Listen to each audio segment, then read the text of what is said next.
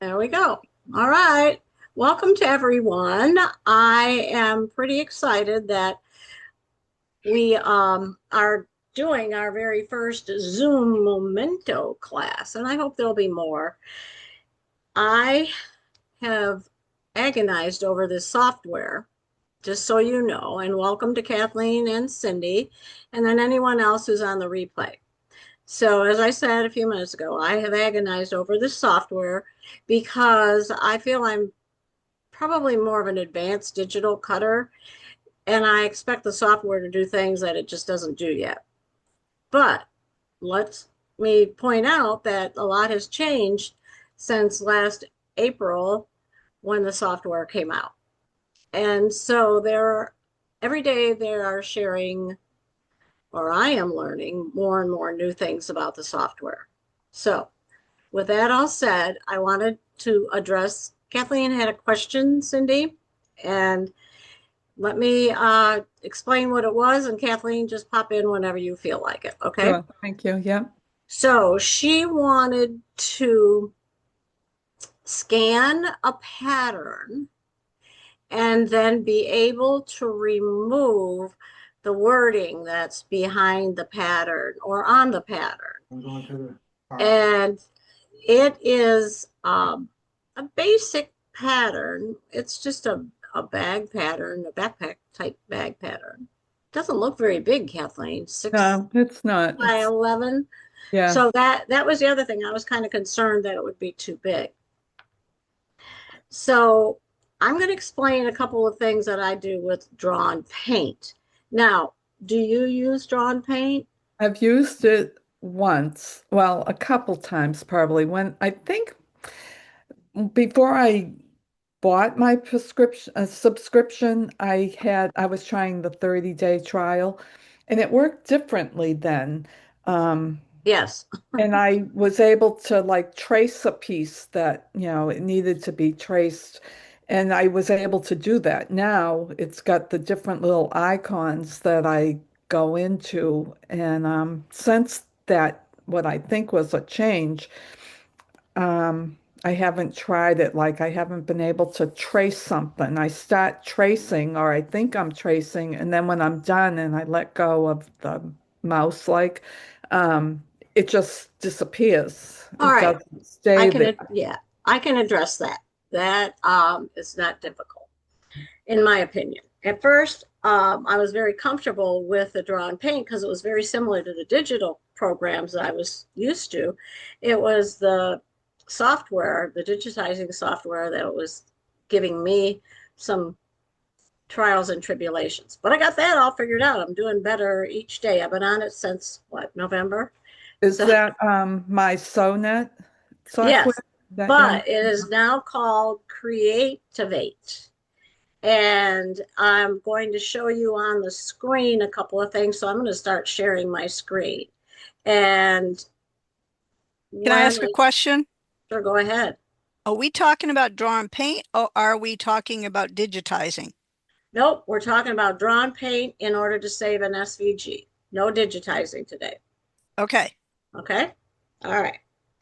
Um, so can you all see my screen? Yes, Yes. Yes. Okay. So you'll see over here, right there, see, right. create Oh, I base see. space. And Okay, that is the new branding that they're using.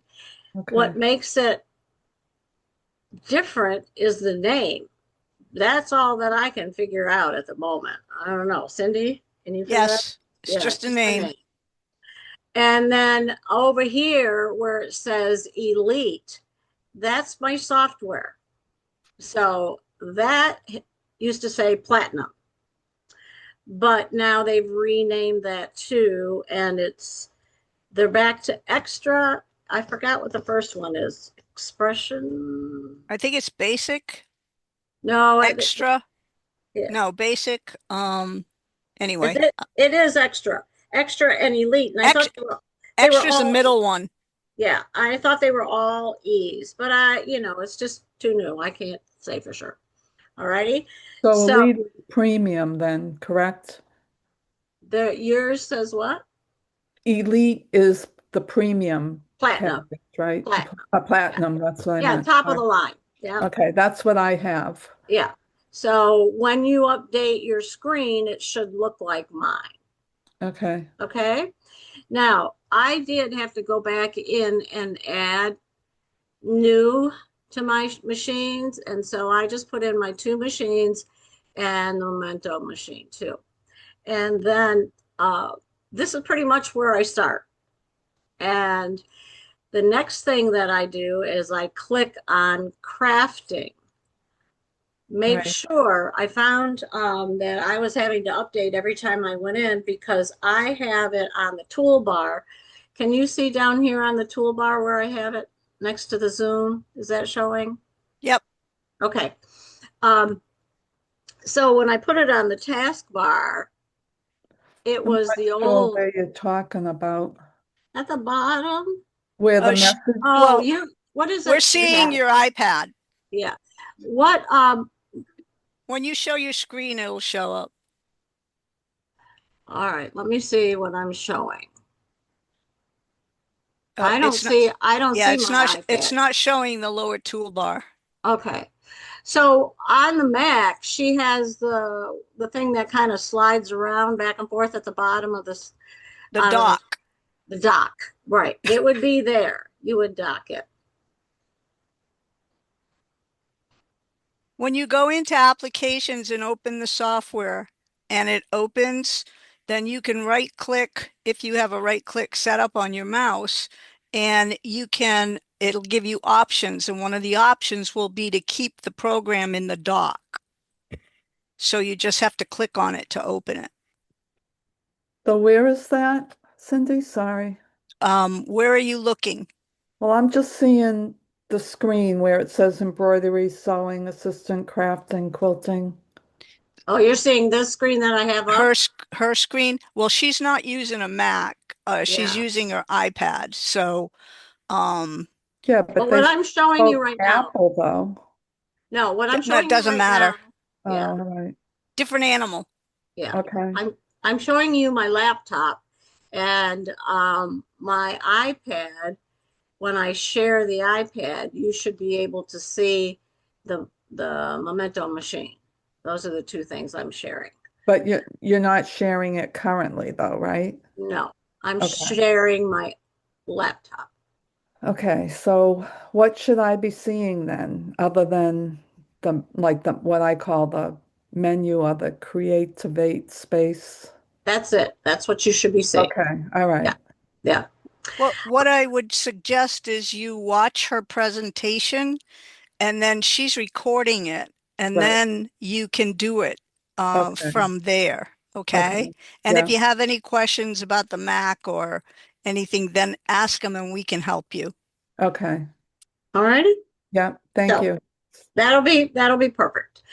And then those of you that are watching the replay, if you have any questions with either operating system, please just ask and we will be very happy to help you. Cindy's got a Mac, so she has access to screens. I do not, I just have the iPad. And I love the iPad. It's actually perfect for using the Memento.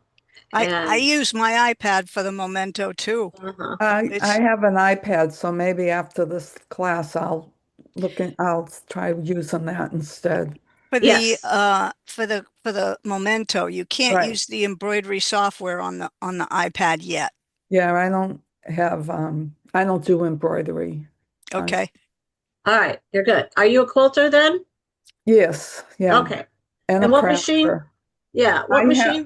I just have a Janome 4120 Okay. QDC. Okay. Um, so really with this class today, all you really need is a straight stitch. So that's no problem. We Okay. will not get to, we will not be sewing today, except for one little piece maybe. All Okay. righty. So, um, so we're going to open up the crafting file and you'll see that you can load your designs from your device, which is your iPad or your laptop. And the vault, which is what you see below are all my designs in the vault. Right. And then from the design catalog. So that has now become the design catalog Instead of the instead of library. library. Okay. Right. Okay. Mhm. I did have to reset my machines. And so I have a machine here at home, and then we have the store machine that I'll use when I teach classes there. So right now you will see my queen bee. I renamed her. That's what she is. And let me know at any time if you're not seeing what I'm talking about on the screen. All Okay. right. I Yes. did check my update firmware and I am up to date. So what you want to do before you start cutting is make sure everything is up to date, that the software can read your machine and your firmware is updated. Because I know there's been recently an update to the firmware. I had to update the one in the store the other day. Oh, that recent? I know when I got the machine, there was an update. That was Oh, probably yeah. There'll two be months another, ago. there'll be several more since then. Yes. Right. So just load the current update and that should help you out. Okay. Okay? Yeah. All righty. Now,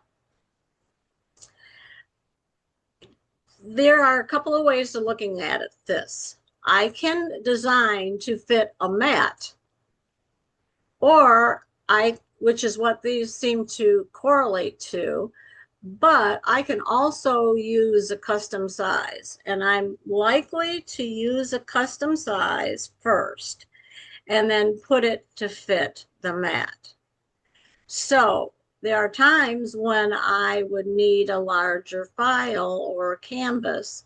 And let me see if I did a B one. See this B mat down here and this one Uh-huh. over here? These are Yeah. patterns. This was a Okay. pattern that I purchased at the store. And more than likely, this is bigger than the 12 by 24. But what I'll do is I will set a size for the mat that will be essentially my campus.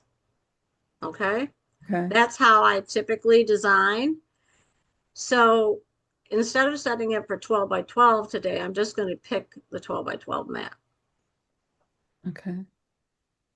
Okay. Mm-hmm. So this is the biggest holdup with newbies is you want to move this mat, you want zero, and the only way you can get 0, 0 is by taking the mat screen that you see here and sliding it so the rulers align with 0, 0. Okay. That's not important to me, only when I'm trying to figure out what to cut out. Okay. All right. Okay. Now I am going to minimize us and move us. Now, can you see across this toolbar here where I Yes. might, all right, this is the edit. The Right. edit is a piece of paper with a pencil. This is multiply. If you hover your mouse over it, and this software is much more user-friendly if you have a mouse. I would say you have to have a mouse. Okay. Then this is the view screen. And then this is the output or sending it to the machine. Right. That's pretty standard on both the iOS and the Android. Okay. Okay. Yes. Now, these icons down the side change in the iOS system or when you're working on an iPad. So either a Mac or an iPad, they change. And what they do is they will take align, they'll take group, and I don't have anything up there. So there's group, but they have combined several of them so that you'll see a symbol or the icon, but you have to expand it just like I'm doing here to be able to see something. Right. Okay. All right. And That's it's dependent on the size of your screen. right. So But I don't have anything there yet. So we are going to work with the shapes. This icon at the bottom, a circle, a triangle, and a T for text is what we're mainly going to be working on. Okay. Okay. And you Mhm. should still see my screen. Yes? Yes. Okay, Yes. great.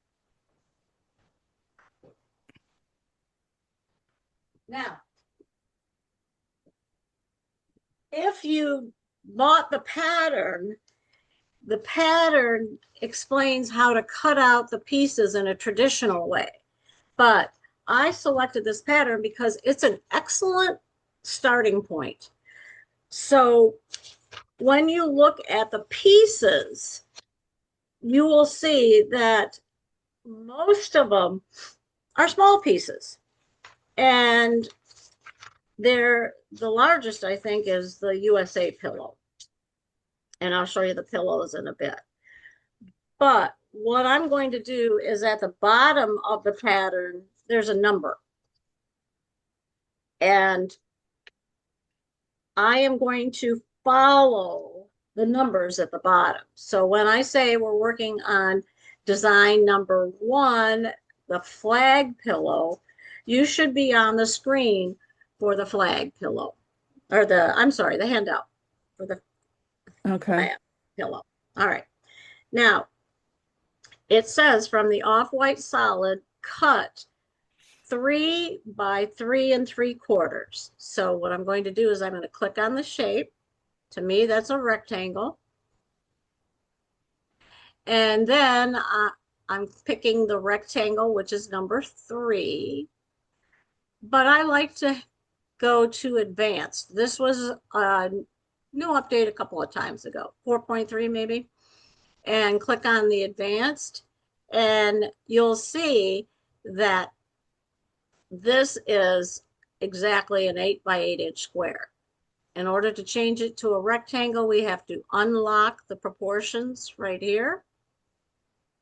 So I just slide it to the left. And then I'm able to change it. And I just sweep it. And for the width, which is 3 3/4, I type in 3.75. Then I swipe it again for this is a width, sorry, 3.75. The height. It's opposite. It drives, it's a little confusing. To me, it's opposite of working with software, digital Right. software. Right. Okay, so it's 3 by 3 3/4. Then I scroll down and I notice that I can rotate it, mirror image it, and add a border. And I don't want a border. I want as is. So if you were designing and you wanted a finished 3-inch square, then you would draw the 3-inch square and then add a 1/4 inch for the seam, and that would be your border. All right, does everybody understand border? No, I'm sorry. Okay, all right. So if I click on OK and I add a border, Okay. or I add a seam allowance, Okay. All right. then I click on it, and now it automatically enlarged it to include the seam allowance. Which But would I be don't a want that. 1/4 inch. Yes, all the way around. Okay. All right. If Uh-huh. I want to go back and select the shape again, I find it's not always doing what I want it to do, as you might guess. So I sweep this to 3.75 and 3. This is a cut size. Right. And there it is. So if I click on adding a border, see how it puts another border around the area? Right. So I'm going to turn that off and put no border. Because I Would just that, want, Would base. that border have been like the 1/4 inch Well, seam? you have to set it. If Okay. you want it 1/4 inch, you'll have to set it. And I'll explain that too as we go Okay. along. All right. So this is going to be white. So what I do right away is I change, this is just me, the way I do it is I make sure in the edit screen that I have a cut file and I make sure that it's white. And I choose the white color below this first row of colors. And these first row of colors are the colors that I have used or will be using. So I'm Okay. going to click white and hit OK. So it turns it white. All righty. Does that make sense so far? Yes. Yeah. All right. Now, the next shape is I can go down here to add another shape, or I can duplicate or copy and paste the current shape. So I'm going to do another shape first just to reinforce how to do this. And then go to advanced. And this time I need 6 inches wide. And see, it automatically changed to 6 inches. So I have to unlock the proportions. Right. And now this is going to be 8.5 or 8.5. Right. All righty. Now that doesn't look right, does it? So I'm just telling you my thought process. So I'm going to go over here to the transform screen and I'm going to double check. And it reverted to 6 by 6. I do not know why. Those are the kinds of things that I'm sure I messed up somewhere, but I don't know why. So I'm going to change this one. I unlocked the lock proportions and I'm going to change this one to 8.5. Much better. Mine did the same thing. Yeah. I I think what there's happened, little creatures inside there. yeah, That's the little was. gremlins. Right. Yep. So I haven't figured out why it does that. Now I can see right away that in order for me to fit more items on this mat, I'm going to have to make a larger mat. So what I need to do is I'm going to go over to the view screen, which is the eyeball. And I am going to change the canvas from 12 to 12 to 12 to, I think I'm going to do 20. And I am going to leave the ruler displayed. I am going to change this color and the backing is the stripe and I picked the color gray for the stripes. Okay. And hit OK. Now, oh, that was interesting. Oh, I know what. Sorry, there is a difference with that. Okay, then I'm going to go down to the display grid and you can see I've already made the grid at 1/2 inch. If I wanted 1 inch, then I could change it like that and see how it's just larger now. Right. But I like to work with 1/2 inch. And then to toggle between units, you can just go here to inches or millimeters. Because there are some times that I like to work with that. And what the color change was the mat. Right. So I'm going to change this back to a white map. And you see, I've used the color white. So I'll pick from there. And that's important because when you go to hit the output screen, it'll populate it into all light colors. Right. Okay. Now, the lower flag is 8.5 by 3.5. So that's when I would just take this shape, highlight it, and do Control D. Now, I love shortcuts, so I use them a lot. But what a shortcut is, so this says copy, this says paste, and it would paste it right on top. See? Right. Right on top. And that is confusing. I learned that early on in the embroidery world, is copy and paste means right on top. And you will, if you were embroidering this, you would be stitching over the whole thing again. Okay. And that is not what I want.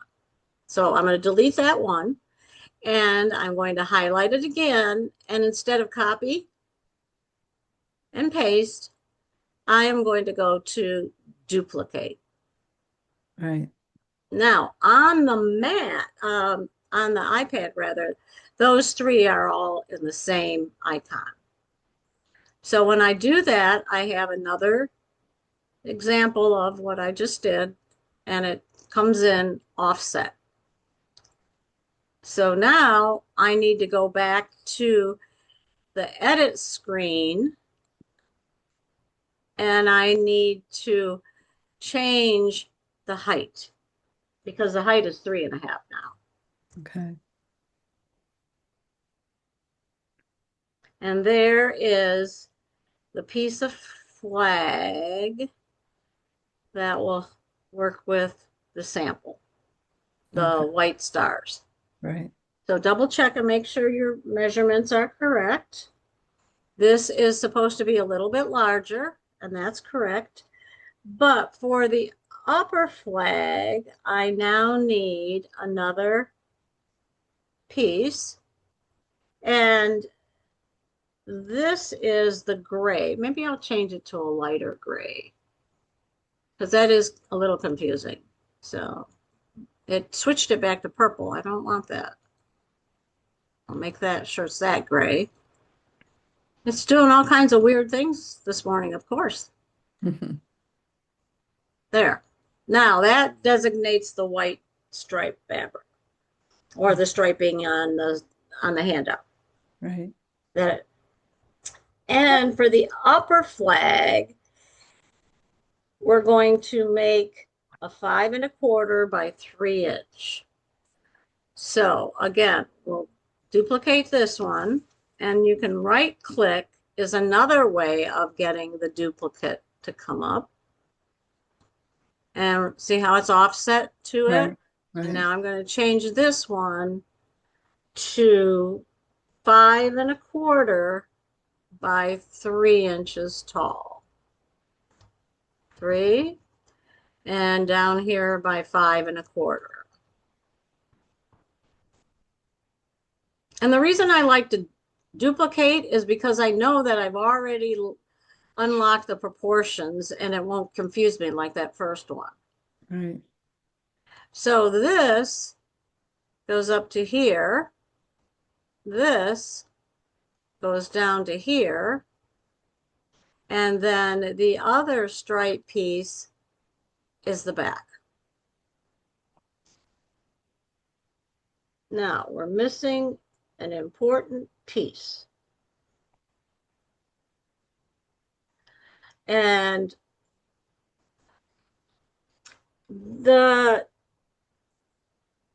what they did is they have laser cut files for you, and all they did is add the stars.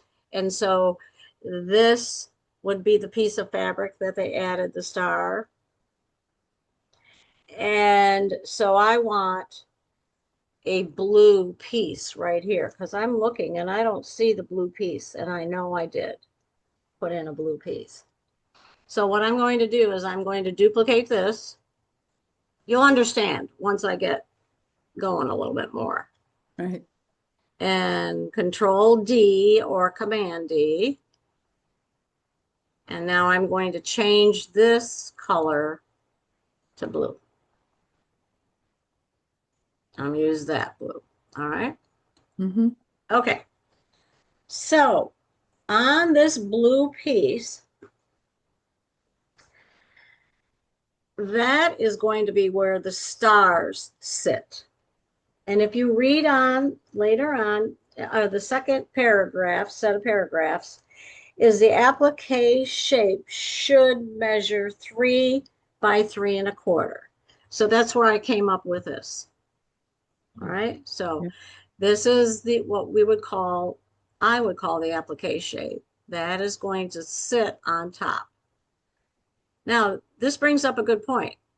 This, I would like to bring it to the front.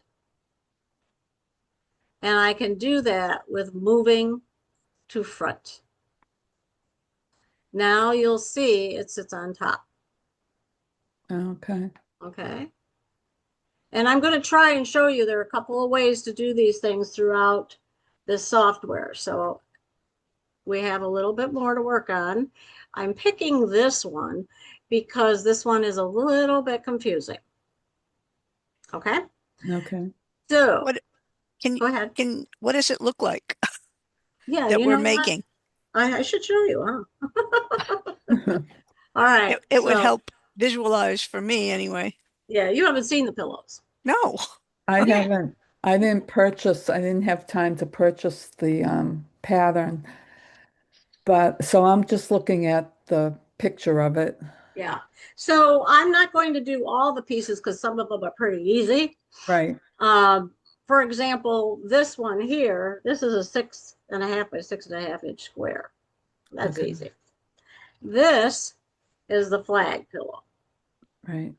All right. Thank you for bringing it up That's the one we're doing. right now. And we're doing this part right here.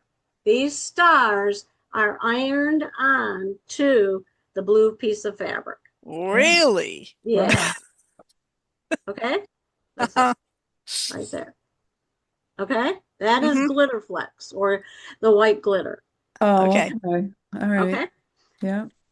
This is the USA pillow. The background's real simple. Right. It's the USA that I'm going to show you how to do. Okay. Okay. Then this is the heart. Where's my camera? Right here. There's the heart. And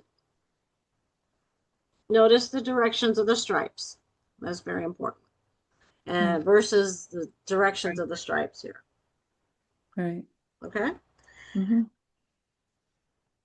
This star is red glitter flex.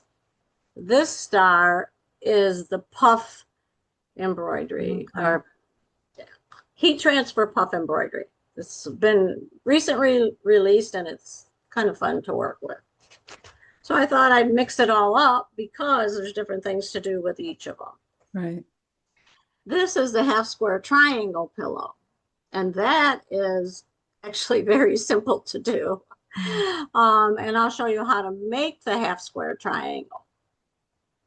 Now, also, besides this video, you will get a handout. Let me put this back so I don't, Okay. I have limited space.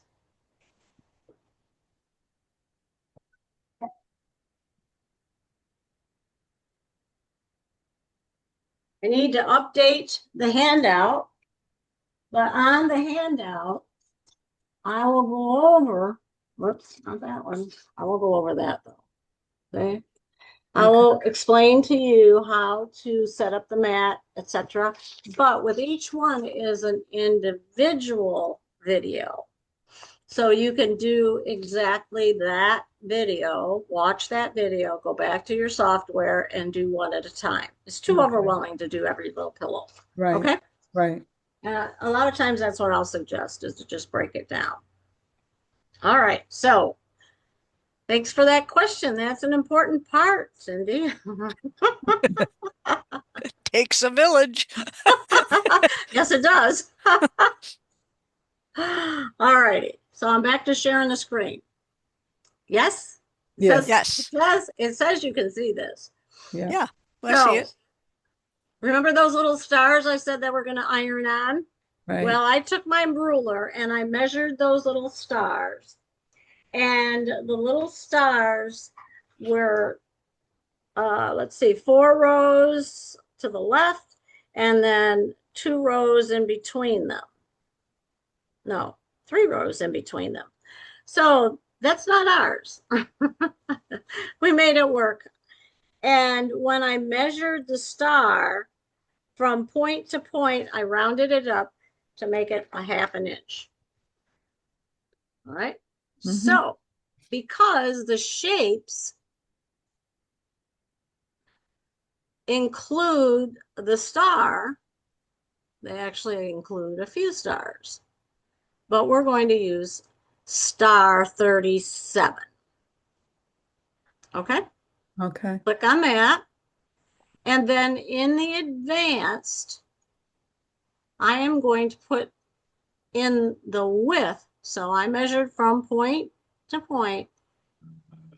We're going to put 0.5, and we're going to let the software recalculate the sizing.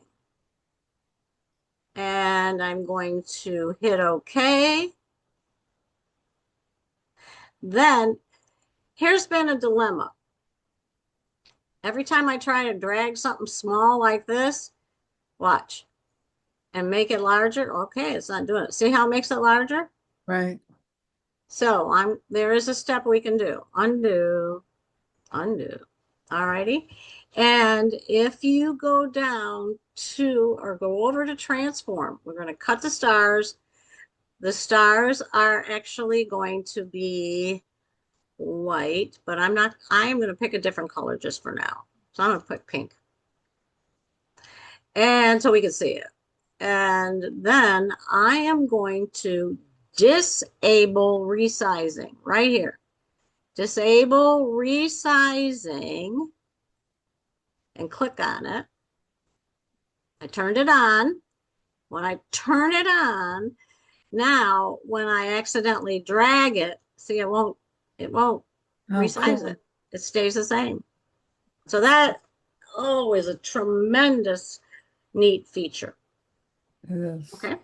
Now, let me get my pillow so I can tell what we're doing. All right. So we have 4 across. So I am going to just move this guy out of the way because we're not using him right now. And I'm just going to move my star like this. I tend to scroll in and see if I can grab it right here. See, whoops. And so I try to grab it between the vertical and the horizontal connecting points right there. Okay. Now, what I would like to do is I'm not going to make sure these are all nice and straight. I'm going to let the software do it. So I'm going over to multiply, and I am going to add 3 more. So I have a total of 4. See, and you can faintly see those stars, but they're 1 inch apart. That's way too far apart. So I'm going to knock this down to 0.5 as well. And you have to pay attention because you need to apply in order for it to set. So there they all are. Okay, each one of them is approximately a half an inch by a half an inch. All right. Then if I want to select all of them, I go up to this dotted line around here. It's called box select. And this is the one thing that drives me crazy because in a digital program, you should be able to use your mouse cursor and just drag it. But no, they made it like the Platinum software or their Creative 8 software now. So that's how you do it. So what I have is I have a group because I'm going to tell the software to keep them together as a group. So I have 4 stars, half an inch wide, half an inch space. And I'm going to check my flag and see if it's correct. And perfect. Righty. Now, what I'm going to do is I am going to duplicate this one, and I'm going to duplicate it twice. So there's two of them. And I'm going to move them like this. I'm going to move them like this. I am going to select all of them like so. And then there's another feature that as soon as you select more than one design, multiple select pops up. So I am going to align them to the left. Then I am going to space them right here horizontally even. So it just moved it up a little bit. Is that making sense? Yes. All right, good. That's good. So what I want to do is I just want to ungroup one. I can ungroup with a right click. I can also ungroup over here on the screen. And I'm on ungroup. And I just want 3 of those stars. So what I want to do is I want to select 3 of these stars, perfectly spaced, and I want to duplicate that or copy and paste. And when you copy and paste stars, that's what it's right on top of each other. That gets very confusing. So Control or Command D, there's 1 and 2. Now, I am going to put this one, see there, oh, they didn't group it. All right, so this is a good opportunity to do something, and I'm going to group box select like this, and I'll group. Now these are sitting right on top of those other stars. And there is another way to be able to see where those stars are in the lineup. So I open up the film strip. You see there's one grouping. There's the second grouping. And then this, see how it's highlighting it? Well, I want to start to select it. So I'm going to go to multiple select in the upper left-hand corner. And I am going to click this one. That's first, second, come on, first, second, third, fourth. No, I don't want that. This one, no. This one, no. All right, I gotta, my bubble is over here. So, come on, oops. You see what I did? I don't want to do that. I'm trying to get, let me see if I can move my bubble. I can move Grab my the bubble. the There. slider on the bottom. Oh yeah, there it is. See this little random guy? There he is. Now I have those 3 or 4 rather that I want, and I'm going to group those. Wait, you got to deselect the other ones. Well, they shouldn't have been selected. They're right here. Let me Okay. there they are. That's where they should be anyhow. See them? They're that. And then now, oops. Oh, they are. You're right. I'm wrong. Okay, undo. And then I'll just ungroup this. But that is another way to do it. So I'm just going to select the bottom tip of each of these stars so I don't grab the other star. And now I can group it. It's always good to make mistakes. So now I'm going to slide this right up here. And I'm just going to balance them visually. Oops, I'm going to turn this off. There, I'm going to put this one here. Then I am going to select all of them. And I am going to align them horizontally and vertically. Let's see. I just wanted to show you it. See how weird it looks when you do that? So what happened was it was using, it looks like it was using this one to align it, but it's a mess. So the best way to get out of that is to do undo, undo, and there you go. Okay. Now, does it fit in our little white square? So the best way to do this is select both of them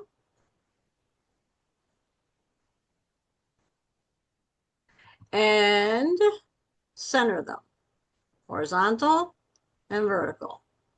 But look what happens when vertical. So what I would have needed to do is, well, first I'm going to undo, undo, undo. There. Now what I would do is, let me drag this off. This is the hardest part of the whole lesson. Okay. No. And close the film strip.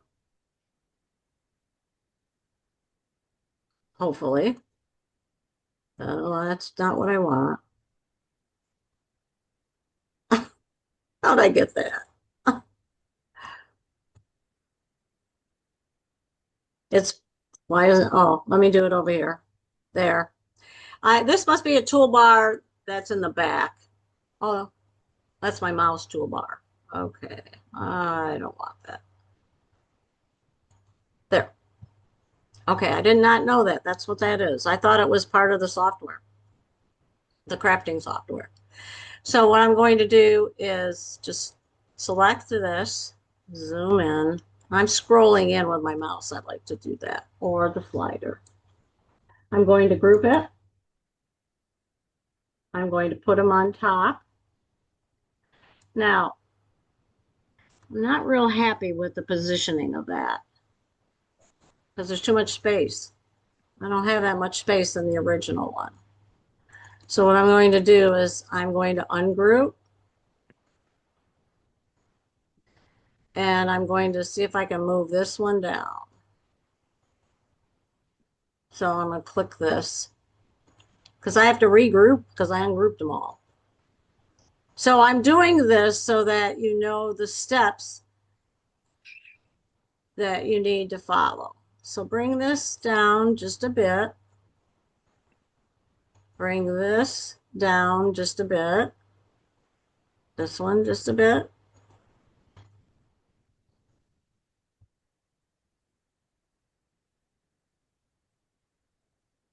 And this one just a bit.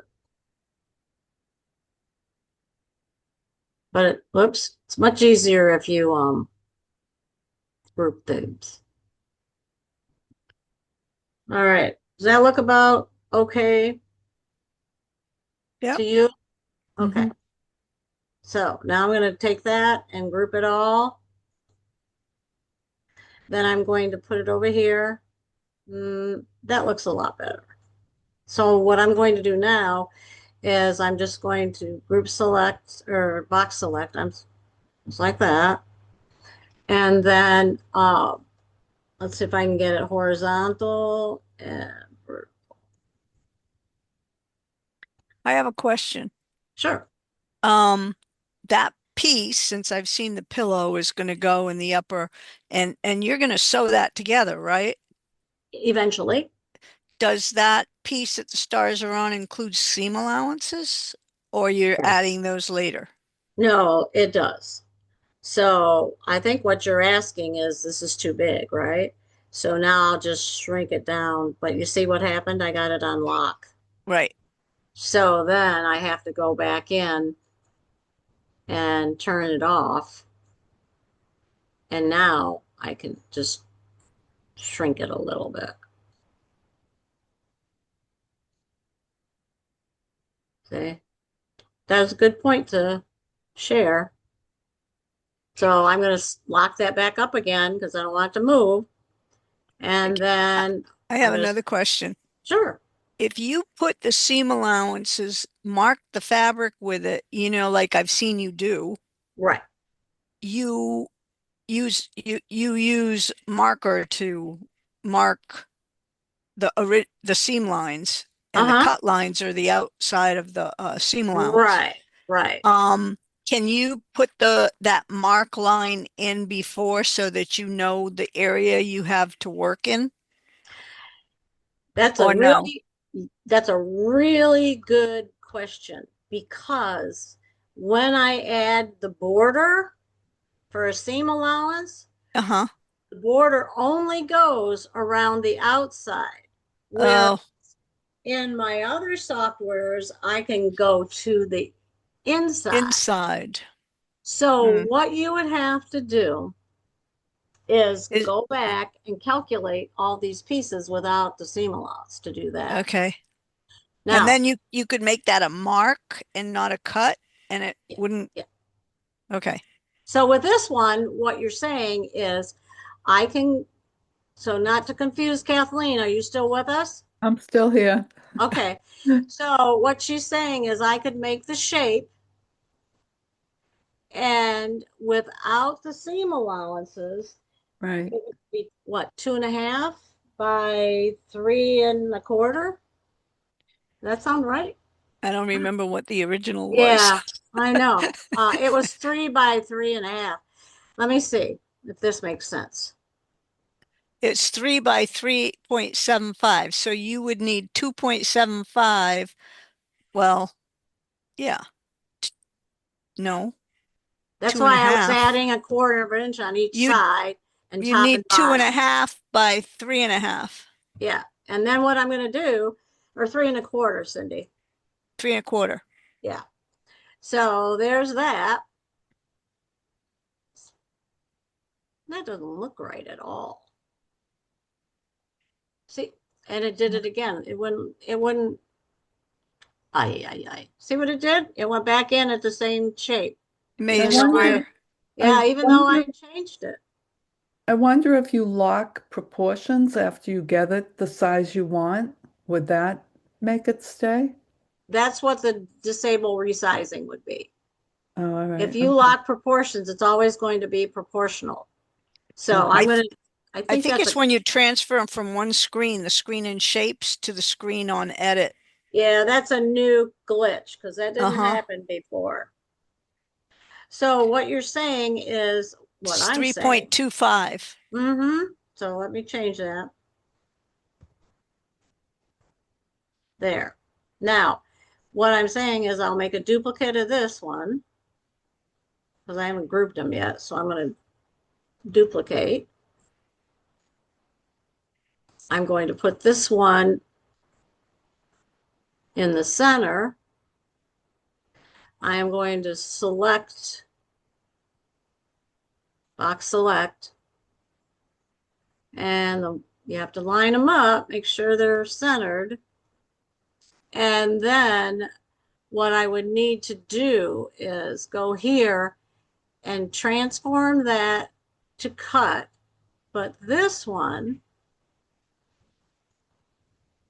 I'm going to change to pin, is what she's saying. Oh, And a marker. And what we want is a fabric pen. And the pen color, the hot is the pink. And I'll show you the difference. And then the cool is the washable or green. Okay, that's how I remember it. So I'm changing that to green. Right. Uh, change it to green. Okay, so that becomes the the pen color that it will draw on it. But I have to do one more thing too, is I have to attach that. So I would have to go over here, whoops, and Where's my attach? Come back. Oh, I know. Gotta have two of them to attach something. No, there's an attach. Where are you?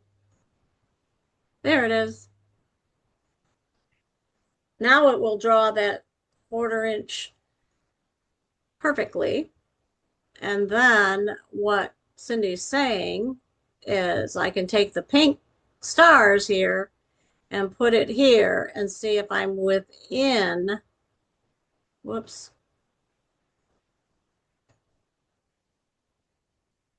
So again, centering it. Okay. Now let's see if it does what I want it to do. I don't think so, but maybe it will. No, I don't want to do that yet. So I want to put this back because I'm not going to take my chances and ruin it just yet. So I'm going to select both of them, center, horizontal and vertical. Okay. And then I am going to go here to this soft triangle, I guess it's called. It's the path to cut, but I am going to make holes. Voila. Now, can you see the lines? Here, let me zoom in. Can you see the lines in there? So it's actually cutting out the stars. Now, let me show you what it looks like.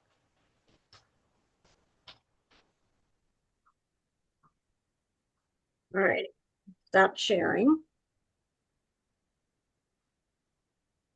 All right, here we go. Here's what I cut out. See the stars? Yeah. That's what gets left behind. That's a negative. Here's my stars. Do you see what I did? I pulled this part off and revealed just the stars. And so now the stars will fit right here. Well, obviously not right here. See? And you iron it on. So are you using transfer Heat paper? transfer vinyl. Okay, yeah. Glitter heat transfer vinyl. Okay. All Yeah, right. So the Glitter Flex has that. I would have never figured that out. you're the one who gave me the idea. Well, you see, if it was software, I understand the software, but I don't understand cutters. And Yeah. I've had two of them and I have never been successful with anything I've done. So I kind of gave up. And then she talked me into the Momento, and I have been successful at everything I've done, and I've done different things. I love this machine. Mm-hmm. So Yeah. I'm a fan. I Yeah. even made a card. It was right, Adeline? Yes. Yeah. Beautiful card. And that was a big leap for Cindy. Yeah, What did you big, do? big, big. Yeah. What did you use, Cindy, for the card, the paper or the stock? Is it something that Cricut sells or? I I don't, I got what Adeline told me. I yeah. got, you know, 90 Trust. bond cardstock, and I just cut on the Memento the way she told me with my files, and you know, and it was successful. I was amazed. I mean, I had two other cutters. I have recently given them away. I don't even Right. want them I don't even want them in the house anymore. Exactly. Now, This, the only reason I kept my Cricut is because I belong to a couple of groups and they use the Cricut file, but more and more the Cricut groups that I'm in are using SVGs. So I was just in a group last week where I did a couple of different things, and the SVGs, some of them come in a little wonky in the Memento. So that's something I have to figure out. I'm going to hopefully bring them into Draw and Paint and be able to do it. I have a question. Uh-huh. What's the difference between an SVG file and a CCM file? All right. So SVG is a scalable vector graphic, and Cindy can explain scalable vector graphic. The CCM is the native format. Now, on your Janome, your format would be JEF if you had an embroidery machine. Oh, I see. And so CCM it was the Creative Craft Machine. That's where they came up with the CCM. But it's the file that only a Memento and the software can open. Oh, I see. Okay. It just Okay. makes it proprietary. Yeah. Okay. Thank you. And then, Cindy, you want to explain what a scalable vector graphic is? Scalable vector graphic is basically a picture file, but it's not pixelated. It doesn't, it's scalable because there's no picture. It is just coordinates that give you, so no matter what size you make it, it is crystal clear because it's not a picture that you're expanding or contracting to make it look pixelated, you know. So it's much cleaner. It's a cleaner graphic. It's resizable to use in a cutting machine. If you gave the cutting machine a JPEG or a bitmap, you'd get a real jagged edge. So it's not feasible to use a pixelated image for these machines. So, what I was doing, like when I tried scanning in a pattern piece, I saved it as a JPEG and then Right. I brought it in through the device. That's correct, though? Is that Well, right? what you would have to do, and I do that a lot, is I will save a picture, scan it, whatever, and it's a bitmap, it's a pixelated picture. Then you bring that into Draw and Paint and you create a SVG on top of it in the Draw tab, and then you export it as an SVG. Oh, I see. Okay. Okay. Then Mhm. It's like digitizing a picture Oh, okay. Thank to you. and I'll show you that today. That's a small piece of this lesson is how to integrate the drawn paint into it. But the SVG format is read by many different cutters. Okay. And so that's why these companies are using SVG file to sell their files or give them away or whatever they're doing. Okay? And Mhm. if you were into embroidery and you wanted to digitize the file into embroidery stitches, the SVG file will give you a better graphic to use the automatic features in digitizing programs. You can use a trace or automatically digitize it. With an SVG, you're going to get a clean image, whereas the automatic features aren't so good with a bitmap or JPEG. Okay. Yeah. Thank you. Okay. Thanks. So, and I will help you individually, Kathleen, if you need help in trying to do that little backpack pattern. Okay. Okay. Yep. Thank you. Um, you cannot take the SVG into this software and alter it as far as moving nodes around. And the nodes are the cutter reads the nodes to know where to cut. And then if you consider it a digitized design, that's where the needle enters the fabric. So that's probably the best way to explain it. Mm. Okay. So Mhm. each time there's a little node, you'll watch that little rotary cutter going, and it moves back and forth, to you've cut something with it, Oh right? yeah, yeah. So you know what I'm talking I about. I've taken the shapes, like I have Uh-huh. a North Star pattern, and Uh-huh. I created like the squares and the rectangles that I needed and everything. I've done all that. Perfect. And that worked out fine doing it that way. But it was just that I'd like to, use the cutter and I'd like to be able to take a pattern that I like and just be Yep. able to scan it in and cut it that way. Okay. All righty. So what I want to do is I want to go back to the software and I need to probably share that again. So I'm going to just click on that.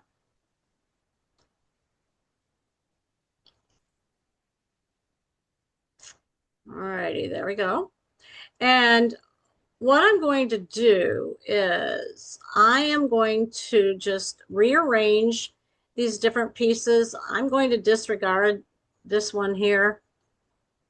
Well, I need to get off of this. So let me just disregard this one. And so I'm going to delete that because I'm not actually going to use that. We're just going to cut the vinyl and we'll rearrange the pieces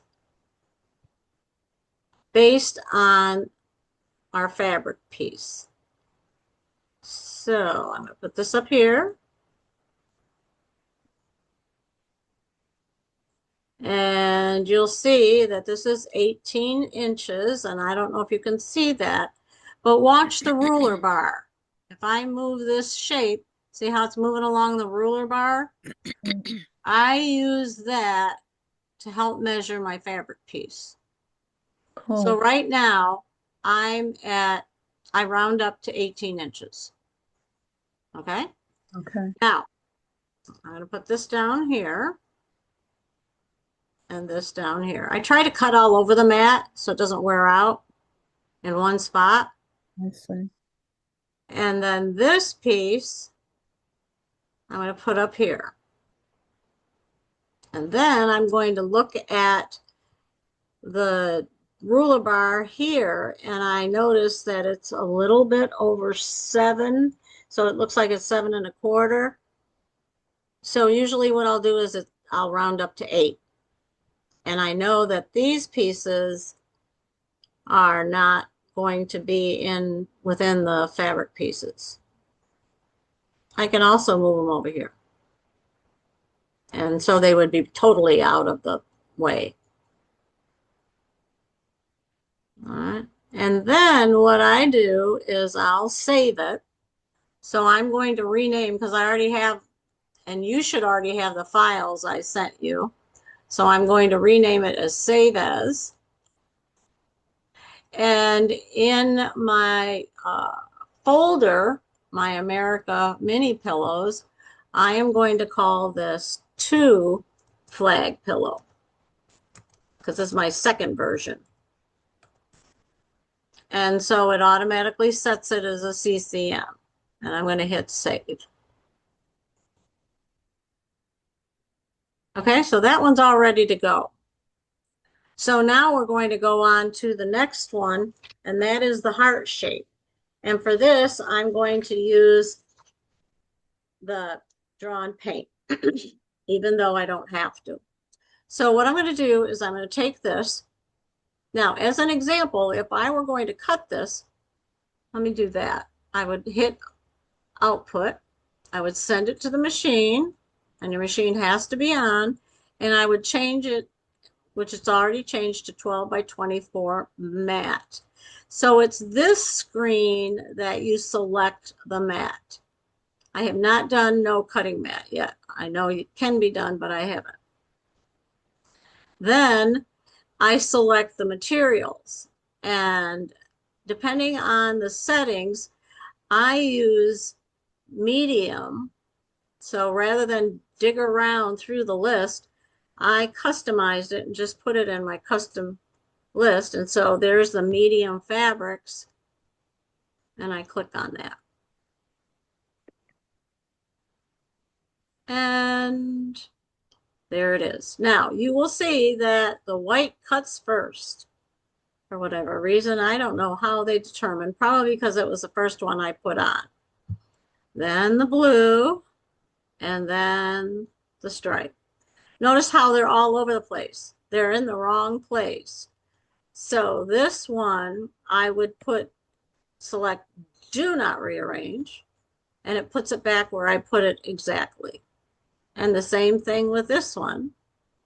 Do not rearrange. And then this, do not rearrange. All righty? And we'll talk more about that. But this is the feature you want if you want it to cut exactly where you've placed the fabric on the mat. All right. Mhm. Okay. Yes. Yes. All right. Okay. So now I go back to the crafting symbol, which is up here in the left-hand corner. And that's basically a new page. And then this one I'm going to select 12 by 12. Now for the heart pillow, let's go back to, I'm going to grab the heart pillow.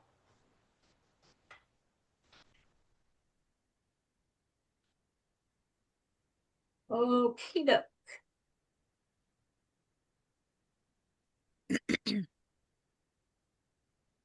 So there's something very important is you want the stripes to be vertical. The cut piece is, if it were put down on the mat, aligning it with the back piece, it may be in the wrong direction. It may end up being horizontal and the front is wrong then, because it would be, the stripes would be going this way, up and down like this, Right. right? Right. With stripes. If Right. you are challenged by the stripes and just want a solid or print, then just pick something like an all over print, something like Okay. that. And then you don't have to worry about if it's wrong. Okay. But I'm going to show you the right way how to do it. So back to the software and share.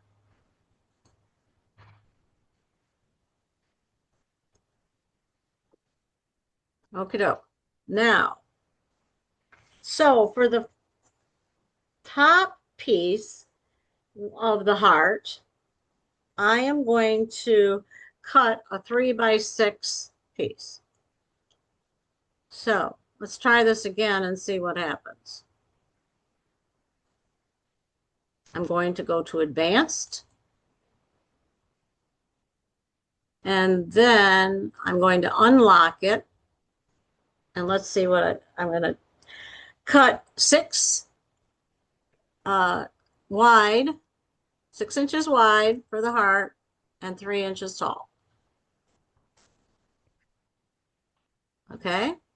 Now, if I try to lock it,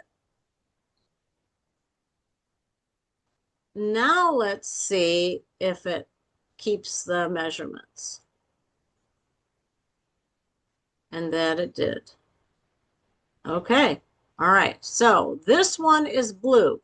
So right away, I am going to change this to blue. Avoid confusion. So I'm going to dark blue. Okay. Now, the red and the white and the blue stripe, 6.5 by 6, and 4 by 6 is the lower part. So if I do this one and I do 6.5 is height. I'm double checking in my mind. And then let's change this to 6 and lock it.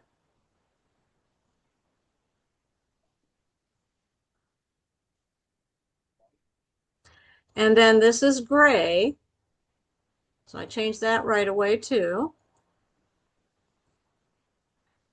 But what I need to do is tell my brain I need something. And that is a vertical line, because that's the way the stripes are going. Now, there is a function in the type that is called guide. So you got print, pen, cut, perforated cut, score, engrave, deboss, and guide. And then with guide, you can also change the color. I don't know. Maybe blue. Not that it matters. And then I'll move it over here and unclick it. You can barely see it. See? So I'm going to see if that works. Huh? See that? I would like this to be darker. And see if I turn it almost all the way off, you won't be able to see it at all. So I pull it all the way up. Let's see if I can make it red if it shows up better. Not really. So let's see if I take the grid off. I'll go down here and I turn the grid to off. You barely can see it. So that I would like to be darker. That would be something I would recommend. The reason I'm doing all of this is because the next piece is the 4x6. So I'm going to go down here. Actually, I could use this one here. Whoops. Okay. And I can duplicate that. Change the color to gray. This is a stripe, remember? And then change the sizing to 6 wide and 4 inches tall. And then turn it off. And there it is. Now this one, so I'm going to leave that. I'm going to, and then disable resizing because this one goes like this. Alrighty? Mhm. But I have to make sure that all of these stripes are going in the right direction. So that's what that guide is for. That tells me the stripes have to go this way.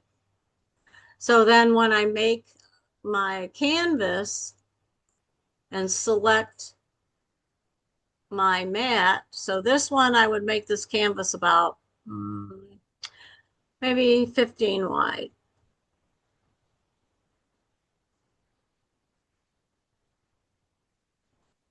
Okay. Hit enter. So see, now I know that that is, both of these are, the stripes need to go up and down this way. And I am going to stop sharing for a minute and show you something.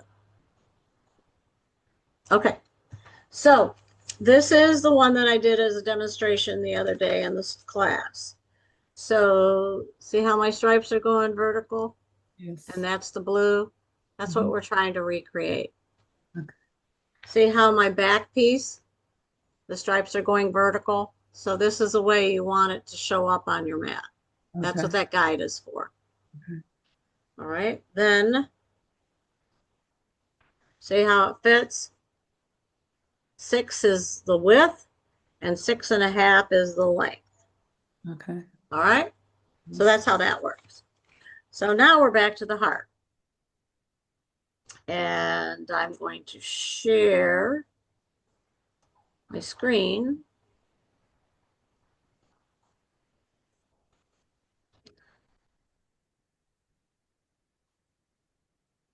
Okay, so now there are a couple of ways to do the heart. So I can click on here and pick a heart shape. And there's a couple down here. 71 is pretty close. It's a little bit rounded, so I'll go with that. And then I'll unlock the proportions.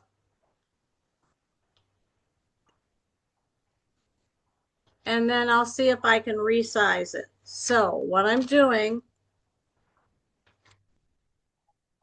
is, you know what? I'm going to do something too. Hang on.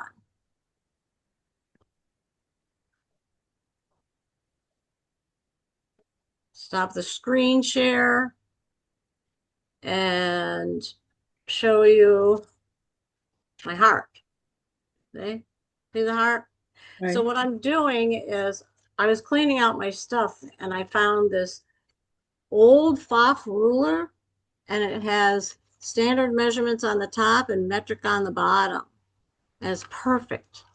So I'm measuring from outer edge to outer edge, it's 5 inches. And from the tip to the top, right here, like that, is 5 and I think it's 5 inches. Looks like it. Let me get my little mat. If you haven't gone to the Dollar Tree and got one of these little mats, Oh. we sell them at the store too, but I put it on my table as a mouse pad and then I use it to help me measure. So that is measuring not quite 5, so 4 3/4. 4 3/4. So now I'm going to see if I can get it to resize properly. One can only tell. All right. Not sharing, am I? No. I just realized it.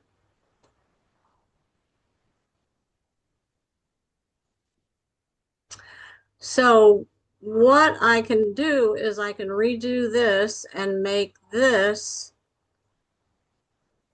4 3/4 or set 0.75, and the width is 5. Now, that is going to be the heart shape. I'm not real big fan of it. But if you look at this space around here, the 6 by 6.5, I can just drag it because I didn't disable resizing yet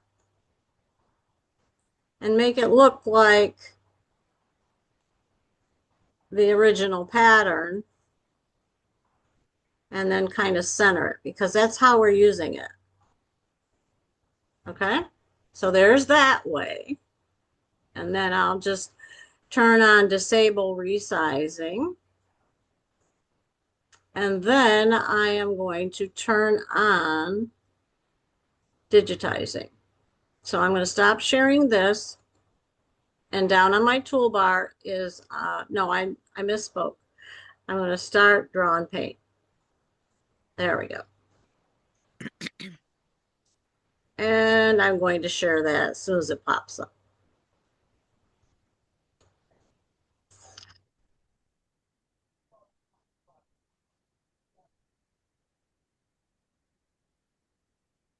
All right. Does this look like the draw and paint screen?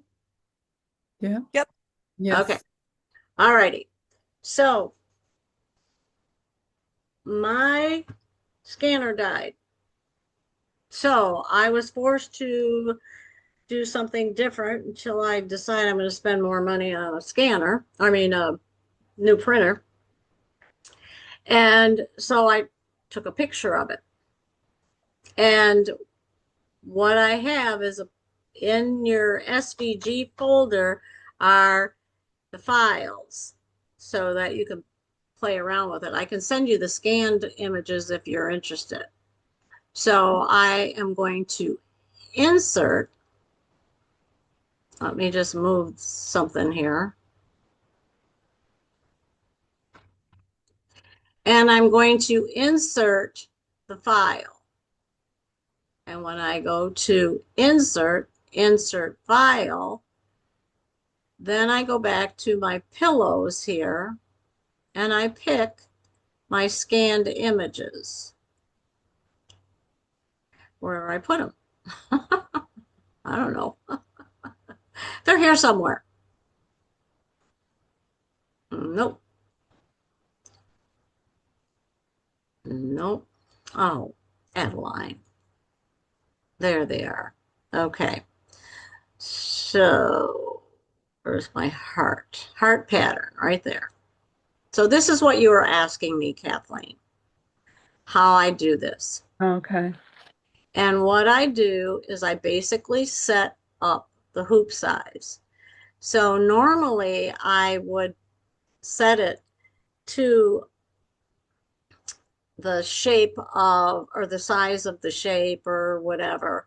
Um, Probably with yours, you might want to start with a 12 by 12. And I go over to view.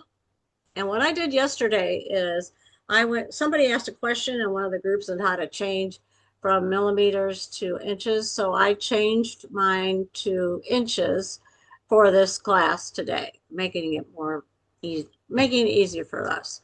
So this is already set at 6 by 6.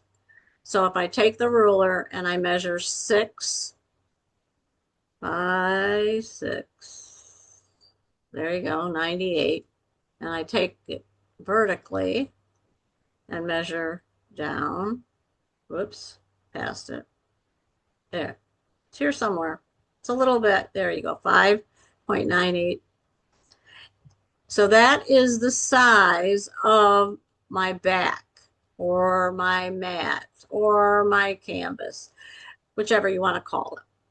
So I'm going to go back to paint, and that's where the design is. It brings the design in paint. I'm going to click off of it. I am going to use, see the box select Yes. shape, and I am going to go right over and only grab the shape. Now, some of them are in the way, but that's okay. I can just bring this. Nope, I don't want to do that. I'll leave it for now. Or I can just click off and get closer. Let's see if I can do that. All right, I'm satisfied with that. Okay, now I am going to take that heart and I am going to drag it so it's 5 inches wide, because that's my grid is in inches. And then, so that's 1, 2, 3, 4, 5. So the edge of the heart is right there. And then I am going to drag this down to 4. So I'm going to count 1, 2, 3, 4, and 3/4. So I'm going to guess that looks like right about there. Okay. Mm-hmm. Yes. And then I am going to go to draw. And there is the shape. Okay. Okay. So that's in the background somewhat.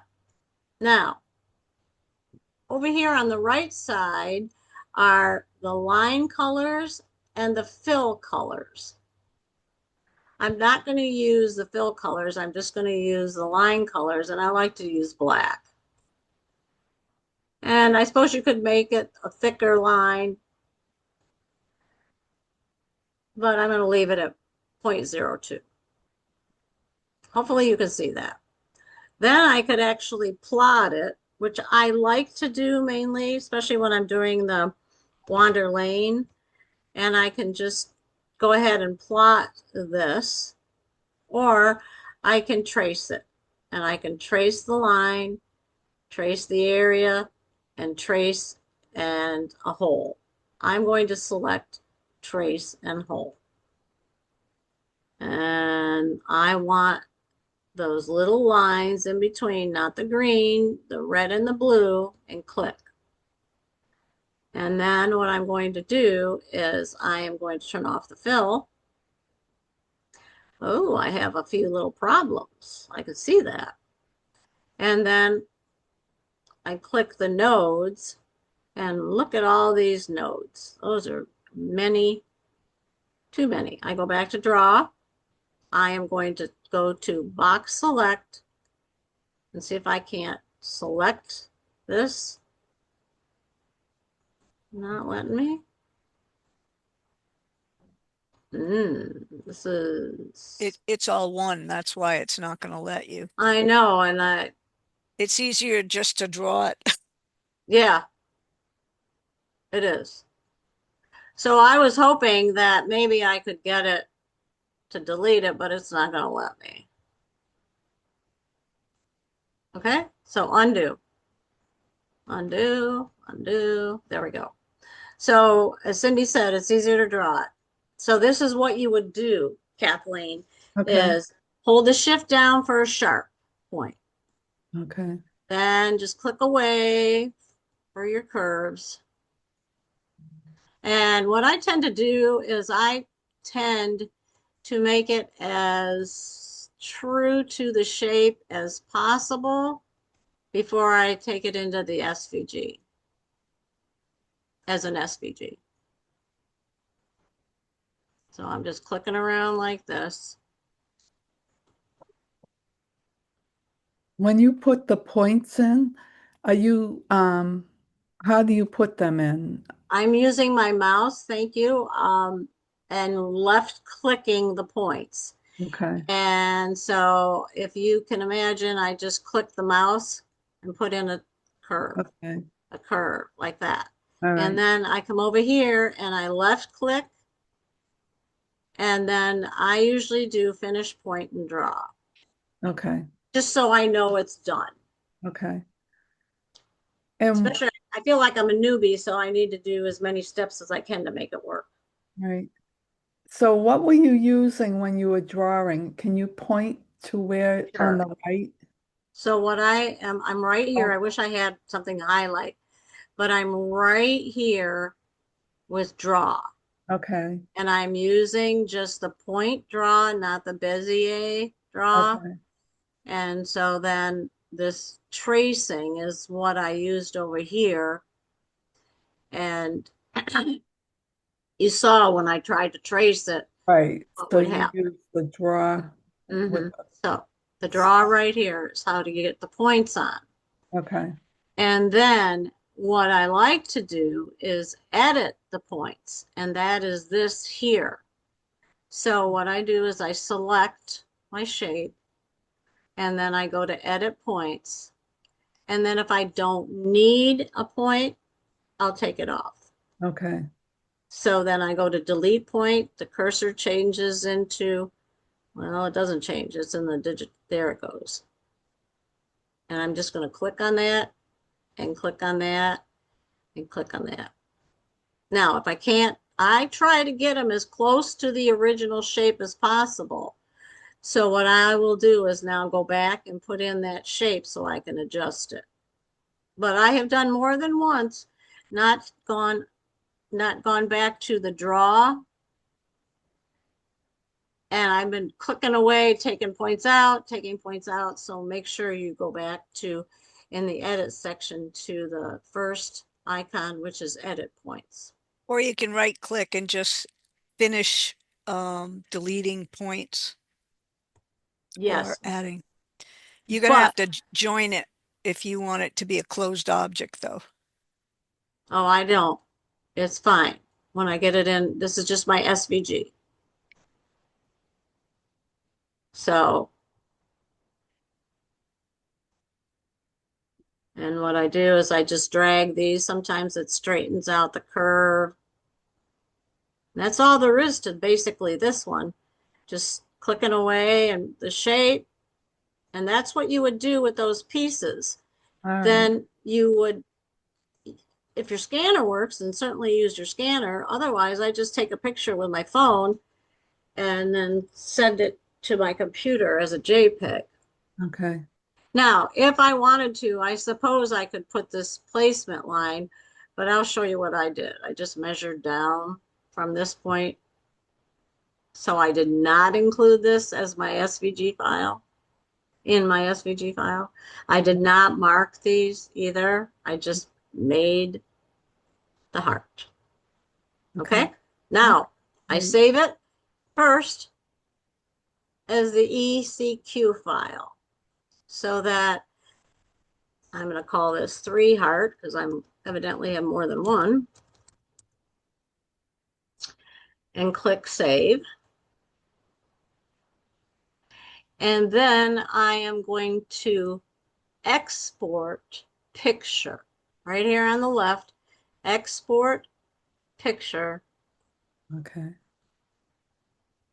and I'm calling it 3 heart, and it automatically makes it scalable vector graphic, SVG. Great. All That's, right. yeah. Bam. Thank you. Okay. Yeah. Now, You could also use the scanner right within the software if it's connected, hooked up together. But mine's not working, so I'm not doing it. I use So, Draw and Paint a lot. yeah. It's great. But you mainly scan it, right? But it works No, pretty, no? I will import a picture. Import. Okay. Oh, Um, with the Wander Lane, I had to Yeah, have the pattern. So I had to think of something else, and that's where and you know what I also did is the bigger designs that don't fit, um, I actually take a picture of, and it works better. yeah, I use my camera too. Yeah. So, okay. So now I'm going to close this because I have my SVG file. Whoops, screen sharing is stopped. Yes. Okay. And then I'm going to go back and share my program. And then I am going to insert from my device because I saved it in my folder. Class files. Last files. Thank you. I was looking. I was paying And attention. good. And I'm looking for part, part three. Where are you? Go up. Yeah, I don't find it. Let's see. So this is where I start.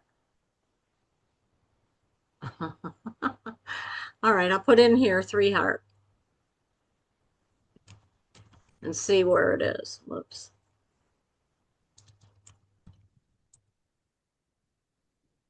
There it is. There it is. And it's in open file location. Where's that? All the way down here at the bottom. And there it is. It's in just the regular mini pillow, and it's right there.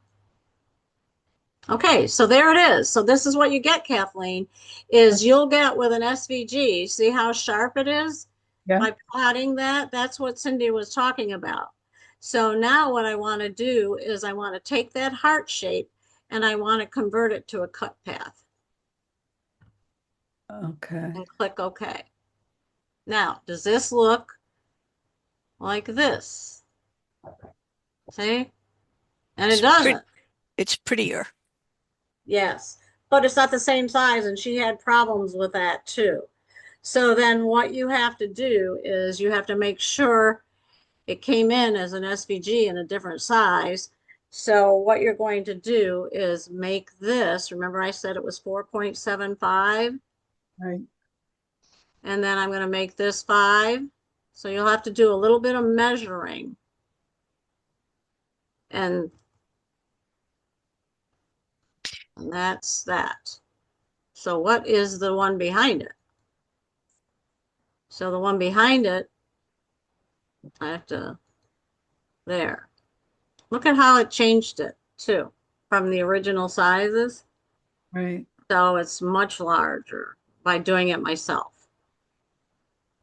So this is a nicer heart and it's actually fits the size. Okay. Now I will turn on the grid. The nice thing is that a guide doesn't cut. And that's why I would use it just as a visual guide for myself. And then I'm going to turn the grid back on over here by the eyeball and display grid. And then I'm going to change this to 1 inch. So I get a 1 inch grid now. And I am just going to move this down so that's at the top. And I'm going to measure down from the top of the heart, this part right here, and I'm going to measure down 1 and 1 3/4. So right about there. Okay, 1 3/4. And what's missing on this program is an X and Y coordinates. then I could actually put this up to 0, 0 right here like this. And I could read the coordinates it's sitting at. But you see, I'm kind of guessing. So 1 3/4, I'm going to start right here. And what I'm going to do is I am going to select in shapes a horizontal line. I'm going to take that horizontal line, bring it over here. I'm going to change the size of it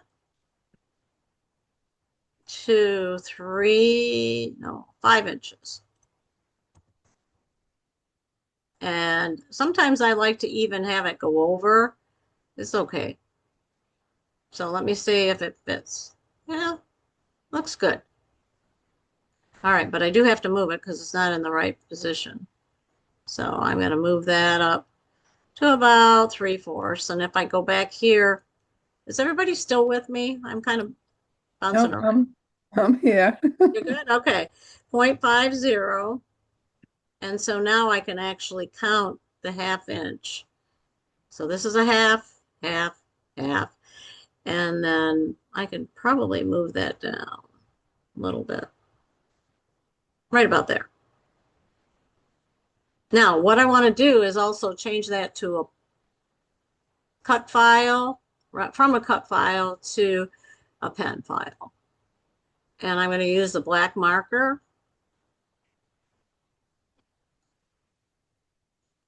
Just like that. Okay? Now, I need to attach that line. So what I need to do is grab both of them. Right there. And then hit attach. So that the machine will draw it right there on that freezer paper. Now I'm going to put the freezer paper face down and draw the line on the back side of the freezer paper. And I actually am going to show you how to do that today. Shortly, probably. So what I want to do is I'm just going to move these two down like so. And I'm going to move this right here, change my mat and my canvas to 12 by 24. And now I like to align things as best as I can.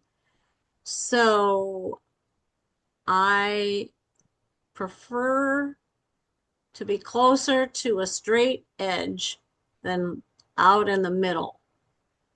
And that is leftovers from the original software where I had cut things off and it wasn't cutting in the right place and, you know, all that stuff. So I'm going to save this as 3-part pillow or mini. I'll make it a mini. Okay, so there it is. All righty.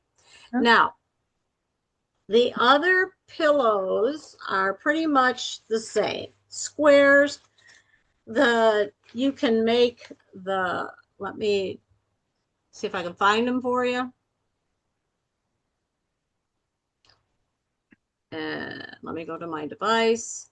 And in the files that I sent you, the individual pillow files,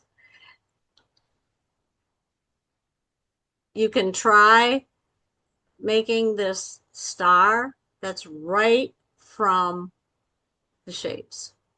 Okay. That's all we did. We just used the same shape that we used in that original 137 and just resize it. Realize it doesn't matter. It can be close. So it can be 36, it can be 37, whichever star you pick. And then just resize it. Not the circle though. And just resize it so it fits in the middle of your pillow. That one's easy. Yeah, very good. Okay. The next one, and I'm not going to close without saving. The next one is the USA and the USA pillow. Where is it? I'll load it from device. Go into USA pillow. And I will show you on the little separate little videos how I did this, everyone, so that I don't take time right now to do it because I do want to go to cutting. Okay. But I wanted to be part of the video, the making of the stars and how to draw that line on the freezer paper. Now, one of our ladies did put the S on different backwards. So she had it as we read it. It has to go face down. And then there's the size of the pillow. Then the next one is the half square triangles, which I call it the pinwheel pillow. Oh, what happened? Ah, somebody goofed. I'm glad I'm doing this. That is not the pinwheel. I'll try again. Nope. Okay, there's an error. So I'm going to insert, see if I have another pinwheel somewhere.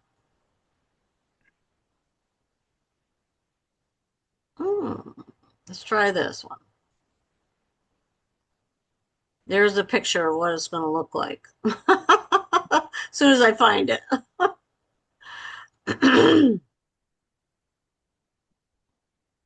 Oh, goodness. I should have checked. No. All right, I'll have to redo the pinwheel. I'll redo it in the video, but what I'll do is I'll show you essentially what I did, because this is easy too. And some people don't like to do half square triangles on the Memento because it stretches the fabric. Let's see if I have it down here somewhere.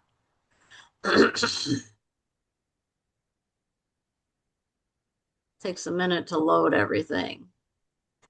So what I did is I did a combination of all of the different colors. And basically what I did is I organized them by color. And there's my pinwheel.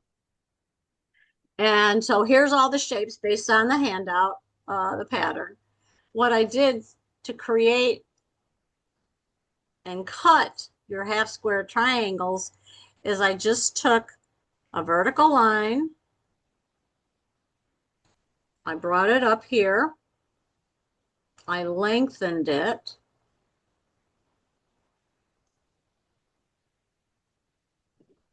What's happening here? Okay, it's starting to get tired.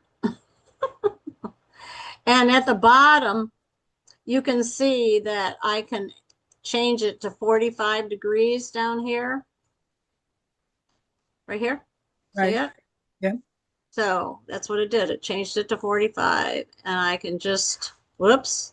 Now, if you happen to grab it, then go down here to the actual number screen and type in 45 because you'll get a wrong diagonal. And then just drag it out this way, move it, and drag it out. And I go past the corner. Okay. And I can zoom in if I want to make it sure it's more accurate. And I do go past the corner, the right angle there. Then the last thing that I do is I grab both. See, and it moved it. No, no, we're not doing that. Okay, so I'm going to move it back up. Come on. Hopefully this, and I'm going to disable resizing for that. Anytime you want to lock something in, just disable the resizing. And then, of course, you're going to attach. Make sure that it's a cut file. So it's a cut file.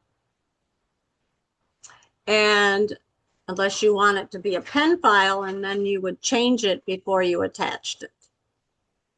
Because as I said, some of the ladies don't like to cut because this is definitely a bias, and if you pull it off your mat, then you'll stretch it. Now, instead of putting a diagonal in every other one, I just duplicate it. Whoops, let's delete this one. Whoop. Let's see if I can get it. Oh, I might have it locked, grouped already. Yep. So I would have to ungroup it. So I would just delete that, move this one over, and now I have two of the same. Then I would duplicate both of these and just change the colors. Make sense? Yes, yep, that's great. Okay, so that's how you would do that one. And then you would save it, and I'll save as a combined file.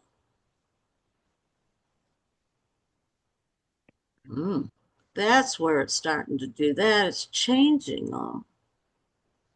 All right, let me go back into the individual files. See, so make sure you pick the right one. And I'm going to change that so it's correct.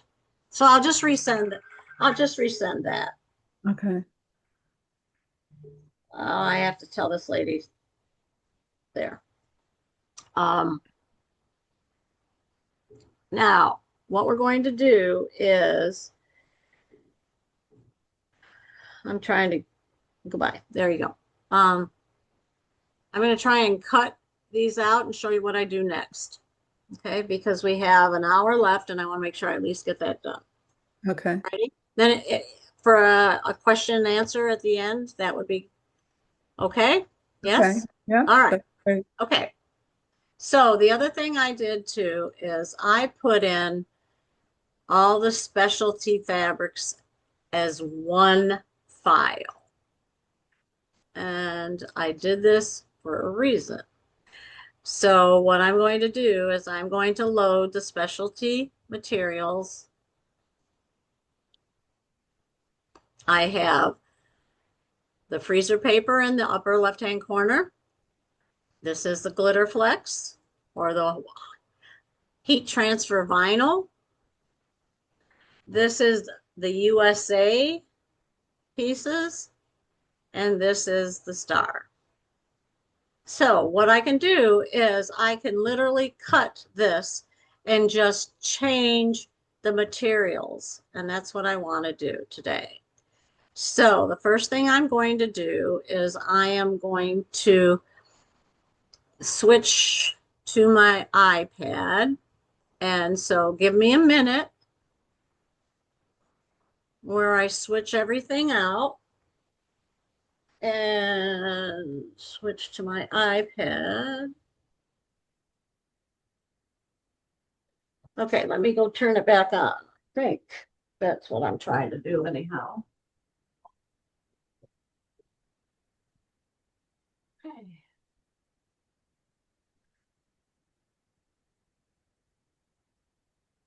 All right, why is this not working? Went to sleep?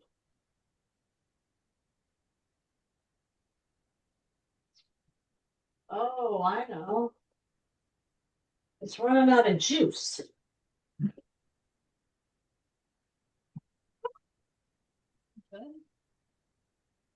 You should have left it plugged in next time. I'll be back.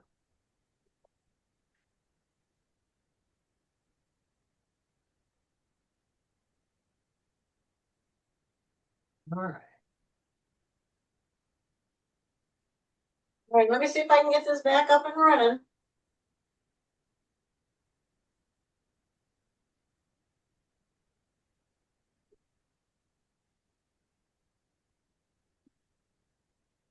Share. Advanced. On my iPad. Okay, I gotta go back to screen mirroring.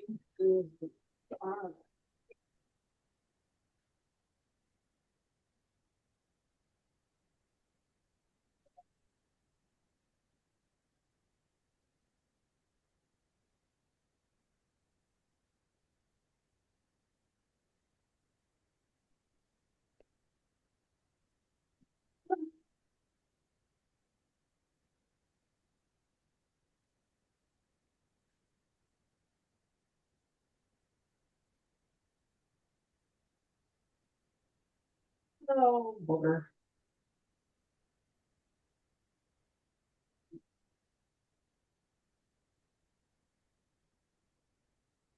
All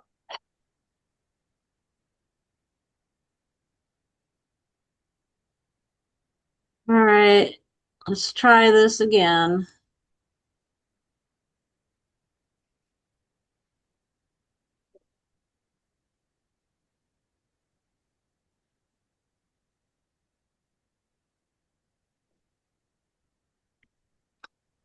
Okay. What if you click on the iPad up there?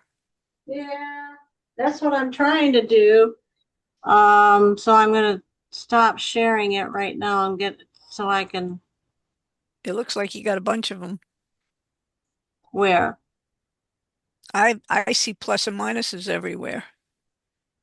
Holy cow, look at that.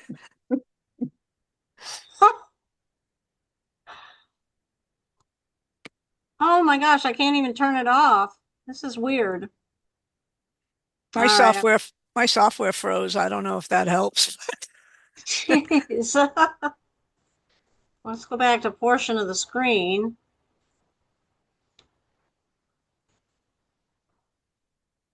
And screens. See, what I was trying to do is,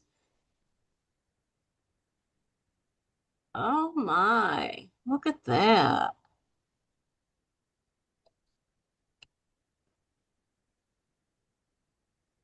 Okay. That, We're seeing it now, and you're, you're in the picture too, though. yeah, I was, let me do something different.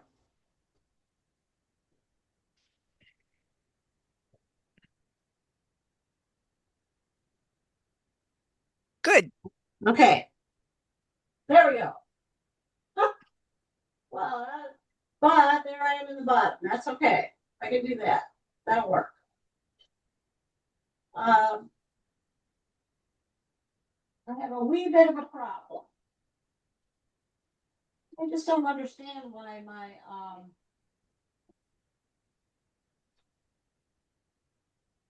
I think I might need a battery on my iPad. It's 5 years old, so I'm sure that's what I need. So with the iPad,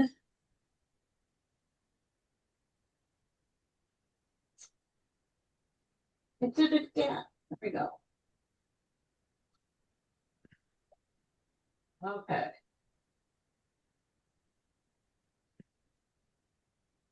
So where's my flip? I gotta flip it. Figures.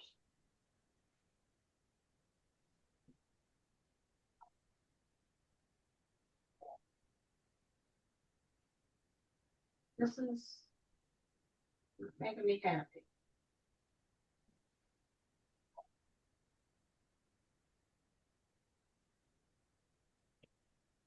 I don't know. Let me try my phone. Not what I really wanted to do, but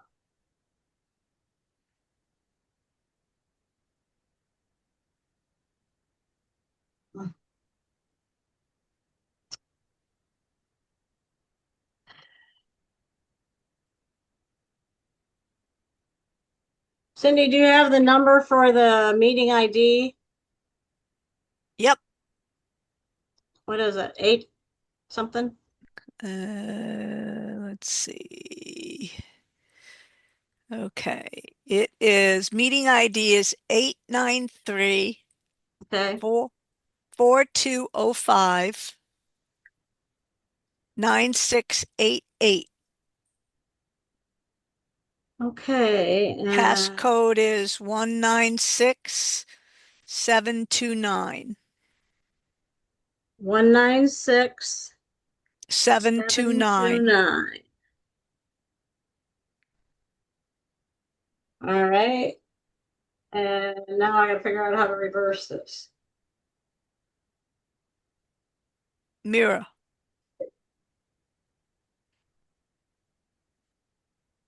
Okay. Yeah, I gotta find the mirror. I think it's in Okay. settings. Okay, got it. Yeah, I admit that. And Recording in progress. no.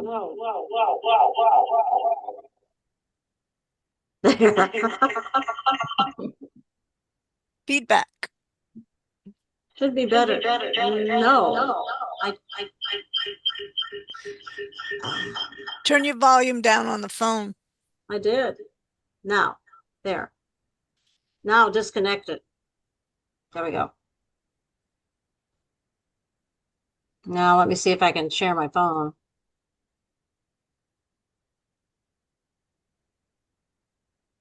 Second camera. There's my second camera. Now I got to figure out how to Turn reverse. it around and put it on the Momento. It's showing you. I know. Okay. All righty. So that is not going to work. Let's see if I can. Can you see pinch out for a bigger view? Right? Oh, this is frustrating.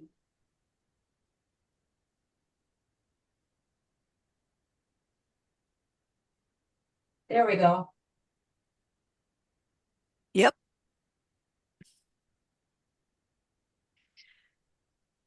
No. Turn it.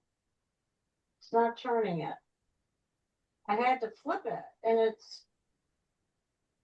We can see the Momento, but you're going to have to share it to make it main screen. Yeah. Okay. Helps. Thank you. Thank you for being so patient, Kathleen. No problem. I know how frustrating it is. It is, for sure. My camera.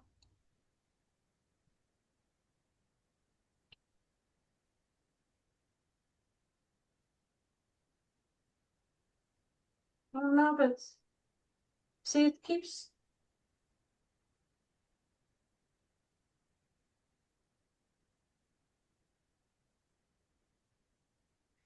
It won't reverse it. Reverse shows you on your phone. Go back there. That's the Momento.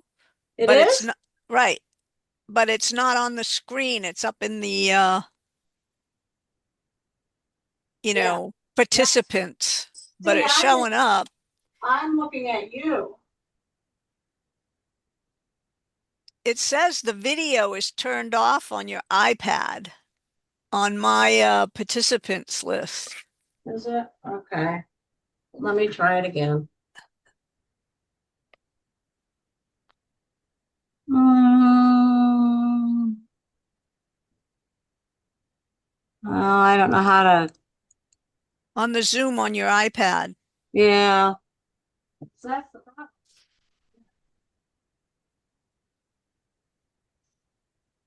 I gotta get it on back in my settings. Let's try that. It would be the Zoom settings. It's showing it's not connected to the Yeah. video.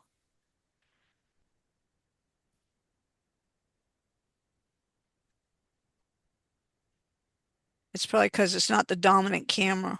Yes.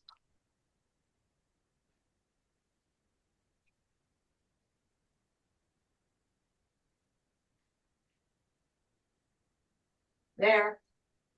Got that end. Okay, come back to your main one and do the sharing and make sure you turn Yeah. on that camera, alternate camera. Yeah, that's what I did. Second, no, I'm going to try the iPad now. Yeah. See, I did it again.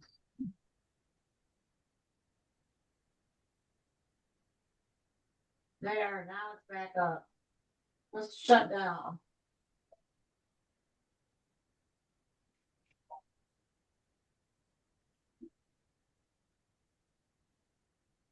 Okay, we're seeing it. Yeah, a little blurry though, right? Right. But the settings are on the screen. That's why. There That you go. better? Yay. All right. So for the specialty materials, I'm not using the fabric mat.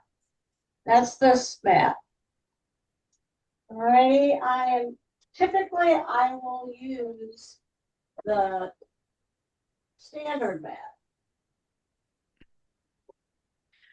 I don't see the memento. Nope, I gotta move it. It's right here. Okay. Okay. There it is. All right. Okay. So this Nice, is, nice cart. I know, see my new cabinet? Yeah. Yeah. I sold, you know what was there, don't you? The 4 needle. Yeah. I so there's a light grip right there. See light grip, Yep. and then there's a strong grip. That's the card stock one. Yeah. Light strong grip is for typically glitter paper, maybe heavier leather, ultra suede, that sort of thing. And Felt. Felt. yeah, felt. Yeah. Okay. And I got a trick with felt too. So, and then this is a light grip, and I'm going to see how bad it is. So, when I take off the mat, Catherine, I make sure that I have the top, and usually, I know you can't see that, but usually I'll mark it on the front of this cover sheet.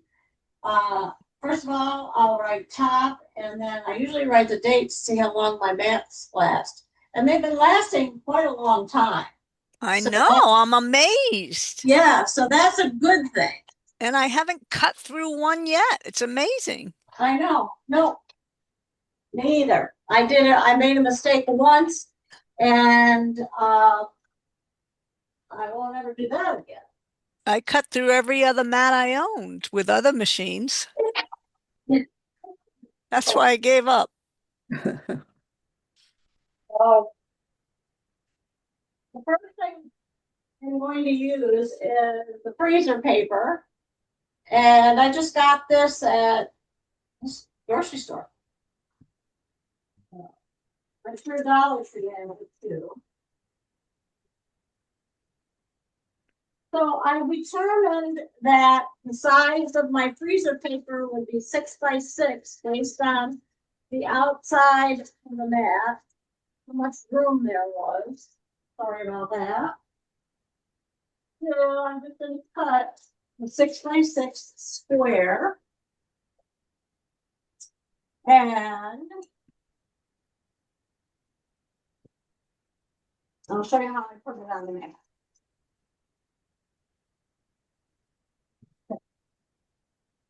By 6 square.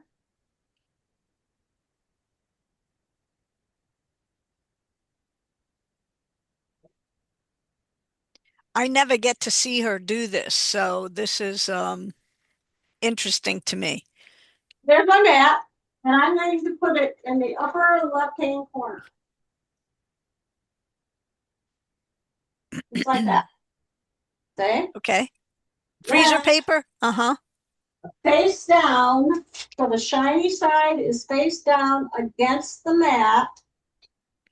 Then I am going to take my brayer.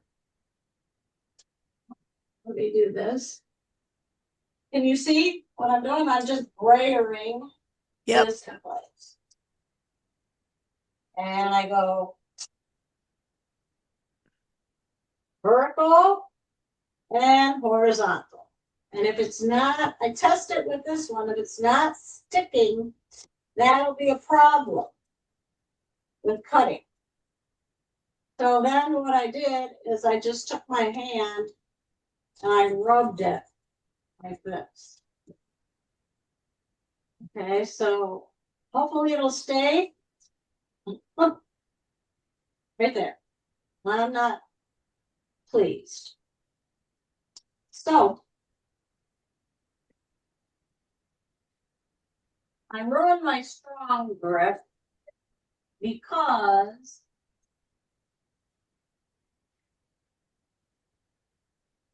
I was trying to cut cardstock or chipboard, actually. So Really? this is the mat that I took out in December. Not bad. 6 months I'm going on this mat. But you see, this one's not as sticky as now. What we've done in the past is we can put a little bit of Dawn on this and then a wet paper or wet baby wipe type thing like this. These little wet wipes. Right. And that should clean it off too. So Cindy had a way to put some glue back on it, and I got a little heavy with the glue, so right now it's not working so well. That particular mat. Okay, so I'm going back to this and see, it's starting to curl right here. Right. So what I do then is I can go to the fabric mat, because even though this is supposed to be less sticky, it's still stickier than the light grip. Can you use tape? Yes, that was the other thing I was going to show you. So you can switch out the mat, and then the tape. This is just a Cricut tape that I bought at Walmart. And you can also use, let me peel it off a little bit. You can also use, That pink tape we have? yeah, the pink tape and or Kimberbell tape. There, here we go. This needs a little starter piece. See? Oh, okay. Okay? Yes. It's just like a clear tape that's sticky, and you can put that on the mat. And I've done that before too. Okay. All right. So let me try this on the fabric mat. See if I better.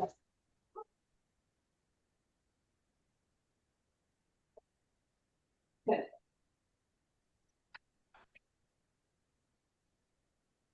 No, that's no better. Well, yeah, that's sticky.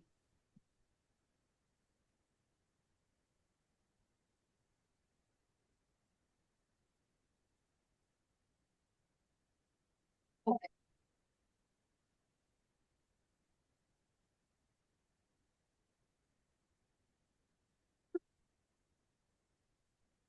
Well, the reason I'm fussing with this is because I'm going to try my scraper. No. Is because if it's not nice and flat, then it's not going to be an even cut. Okay. So then next up, the way I arrange my mat is in the upper right-hand corner is going to be the white glitter heat transfer vinyl. And the piece that we have designed is 3 by 3 3/4, but I'm going to cut it by 4. I'm going to add an inch by 4 3/4. so that I can get a decent area. Well, even 4x5 will work too. So let me just do 4x5.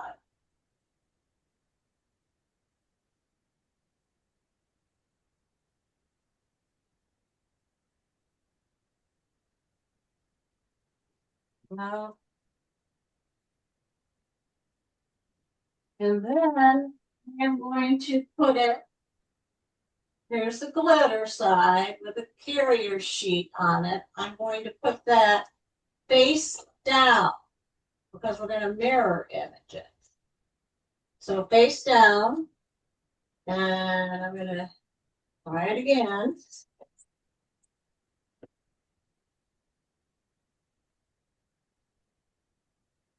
So, see what I'm doing over here? I'm just brayering it down. Next, realize this is my light, and it's it's a necessity, but it's out in the way at the moment. Okay. So will the Memento mirror the glitter flecks automatically? Yes, I'm going to show you that how that works. And will it do, like, you know how it has different sections, it cuts different sections for every color? Yes, Can you do only one section or does it do them all? both, but I have to show you the difference, and I'll show Okay. you that shortly. So then the next thing I'm using is the puff vinyl, and the puff vinyl, I gave you a link to the Amazon puff vinyl, Right. and where is it? We don't have it in the store? No, this was a specialty thing. Okay. I even have any. I do have red glitter flecks too, so maybe I'll do red glitter flecks. Because I put it somewhere, but it's the same. So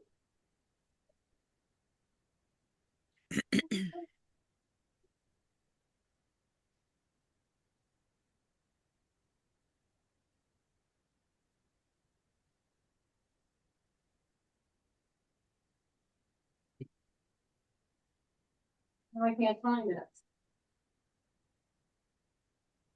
Right here. That is very frustrating.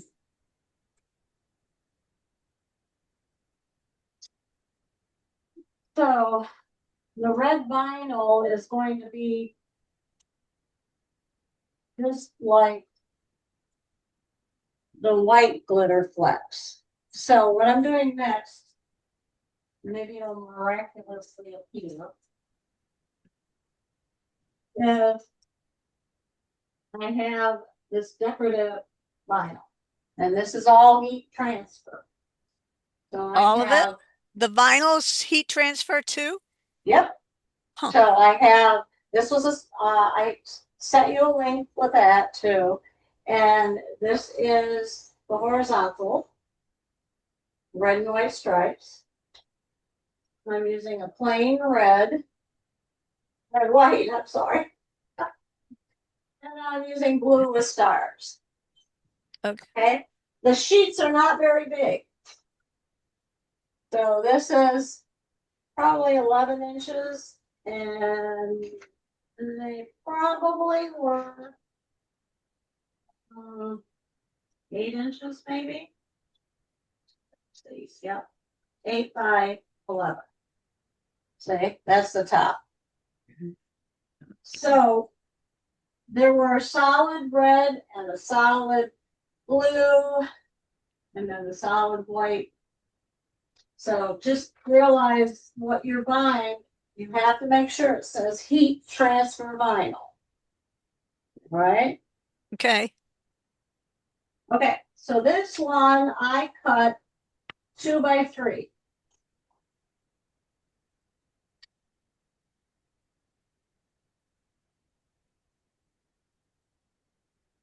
So I'm going to go on the bottom. And I'll show you how I put those on too.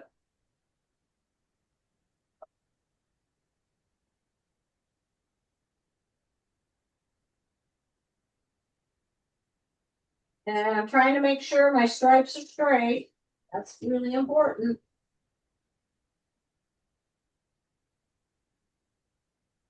And we cut them.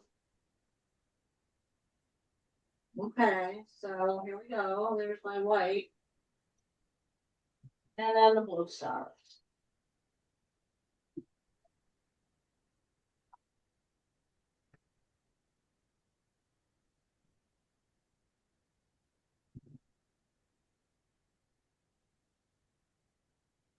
So the USA for 2 inches. So this is all face down.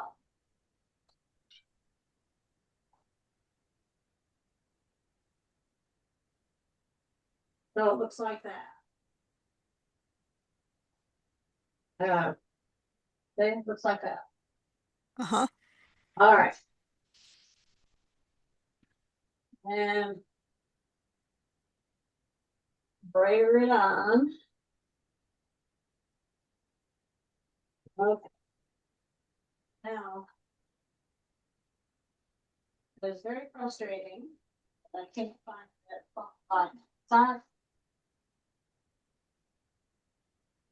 It's in a little envelope. Well, it's not a little envelope, it's a big envelope. So I was, and I know I put it in here.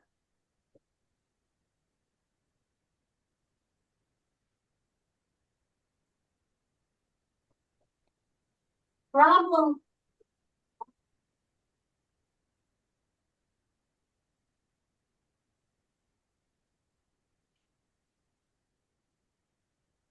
There we go. I found it. See, here's my problem. It was mixed in with the red heat transfer vinyl. So if you do that, you have to look on the back because this is the puff vinyl and then this is the heat transfer vinyl that came with the decorative one. So it has the same color as the back, which is white. So that's how I can tell the difference. What And does puff vinyl do? Does it puff up when you iron it? it's supposed to, yes. And I thought it puffed up more than it actually does. I was disappointed with that. Alrighty, so now it's a 5-inch star, so I'm going to cut a 6 by 6 inch star piece.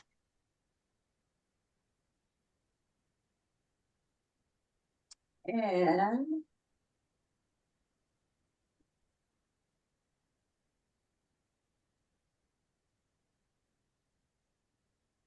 again, face down. Like so. So you have got 4 different materials all face down.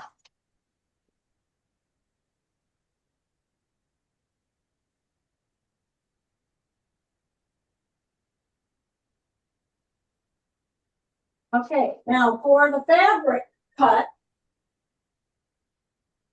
you know what? I wonder if I should turn on my light. Maybe that would help. As far as lighting is concerned. No, makes it worse. Okay, so now that I'm here at the machine, these are the 2 pen holder and the blade holders. Make sure that when you pull it out, you pull it out all the way. See if I can zoom in.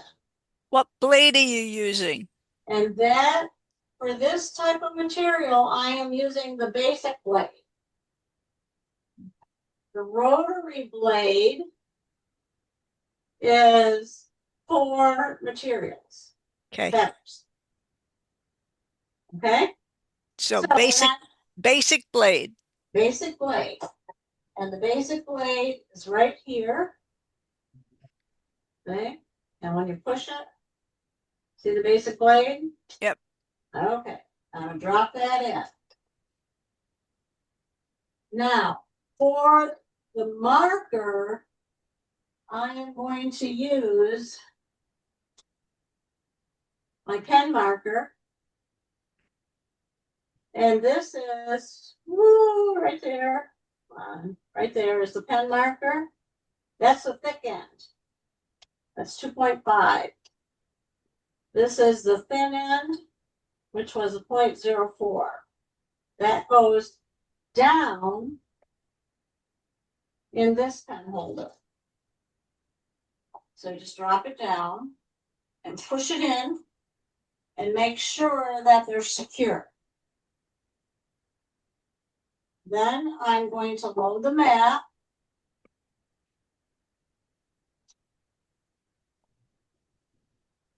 The settings on the machine right here indicates load mat. Oops. Okay, so I'm going to load Okay. the mat. Okay.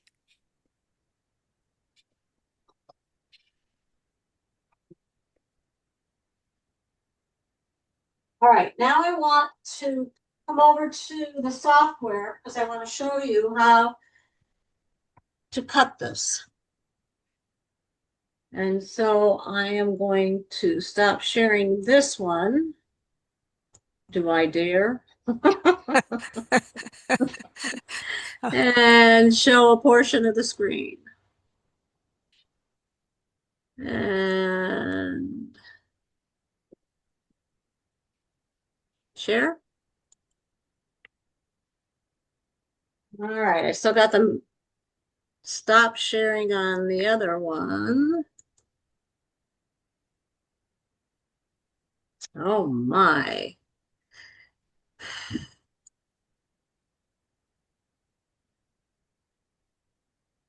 Okay, I'm going to start again. I'm going to start sharing portion of the screen right here. No, not Cindy. Why is it not switching over? It should be there. Is it there? No, we see your software. Yes, that's what I want you Okay. to see. Okay. Okay, that's what we're seeing. All right. Yeah, that's what I was trying to do is get the software back up Okay. because I want to show you how I arrange this. Now, if Okay. you want, you can go here under view and you can see, you can set your canvas size. Now, I'm going to show you something. Maybe you can help me figure it out. So that is changing my mat to 6 by 6, but I wanted it for the material size, the canvas. That's not working. Okay, you'll see what I'm talking about in a minute. All right. Oops, I got the wrong. Okay. 12 by 12. Let's get this right. I want to move this over here. And I want to center this. See, here's the 6 right here. Uh-huh. Right? And here's the 6 right here. So I have plenty of room. So I want to move this sort of kind of right in the middle. The A is, let me see what it is on the pillow.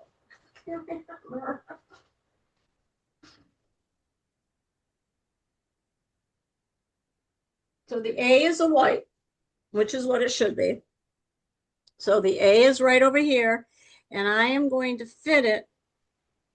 Let me change this to 1 inch so I can read it easier.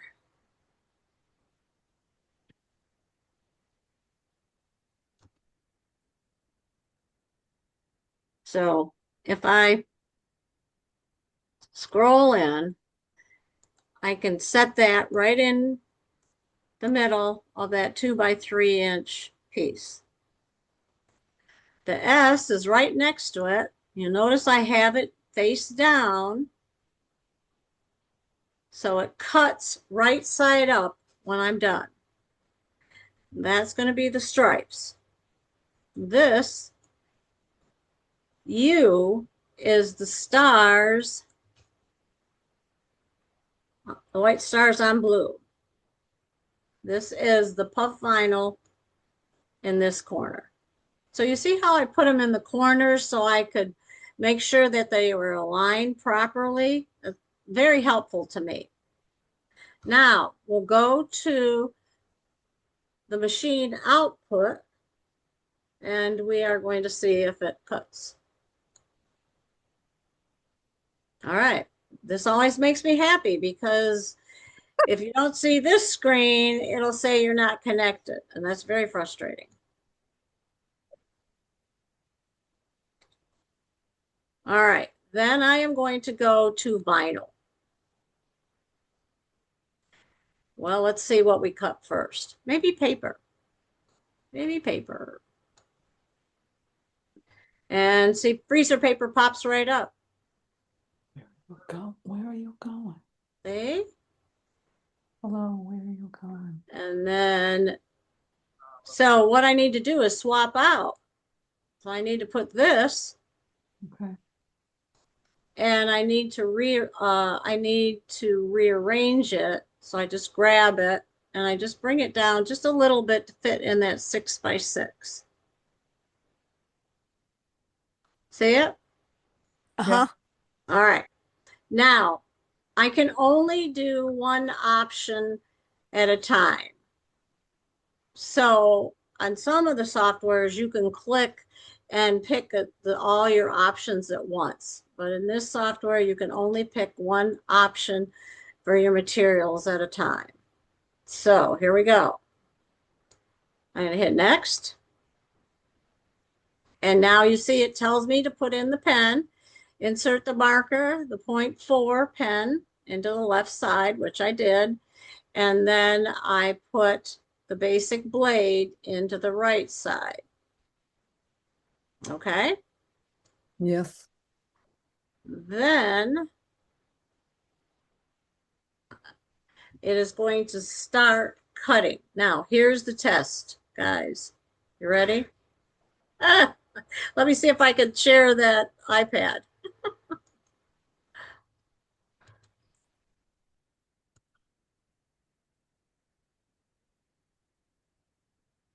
No, of course not.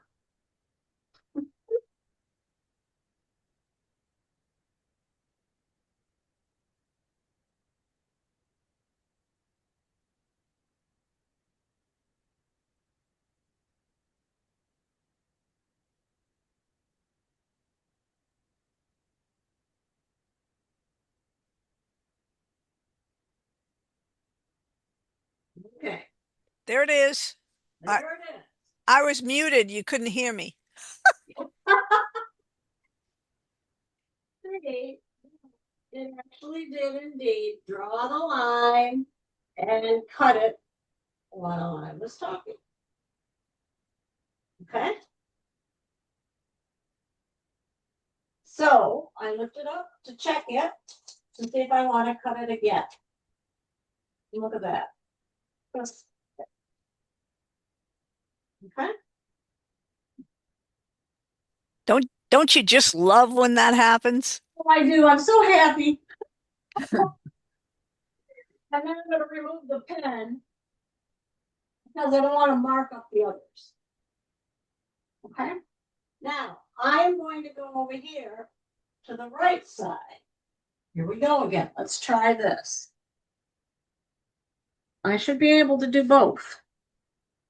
I'm going to stop that share and share my screen. Okay. Right? Can you see my screen? Yes. Okay. Now, the red is in the wrong place, and I really want to do the white next. So what I'm going to do is I am going to select do not rearrange. And it will cut in that corner now. Now the next thing I'm going to do is I am going to change freezer paper to heat transfer vinyl. So I'm going to go down and I'm going to pick vinyl. And I actually am picking heat transfer vinyl glitter.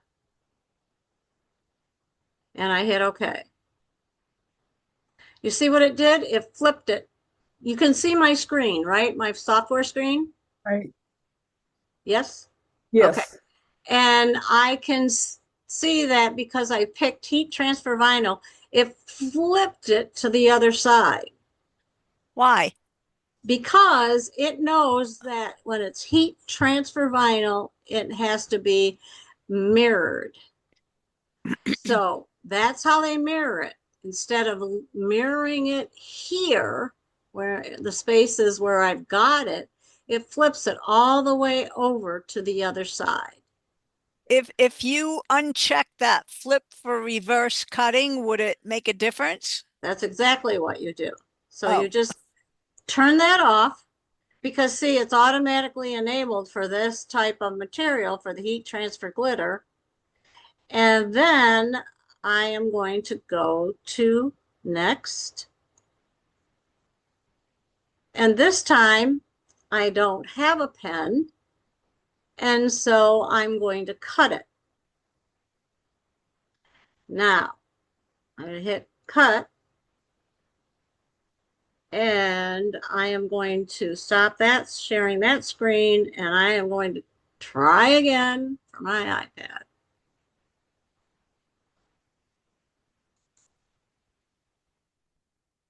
Every time I switch back and forth, I have to select it. That is very frustrating.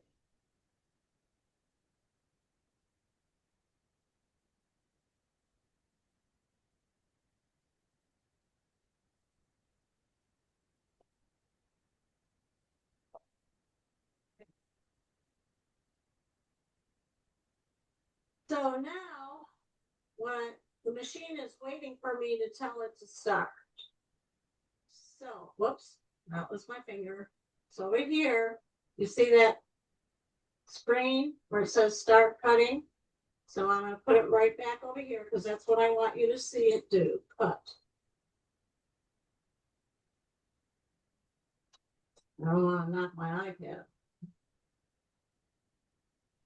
And I check and make sure that I don't have any lifted edges because that's where I would go ahead and tape them down. And I hit start cutting.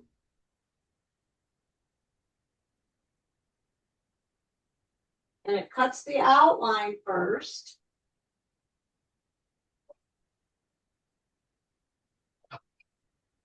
Now it's cutting every little star.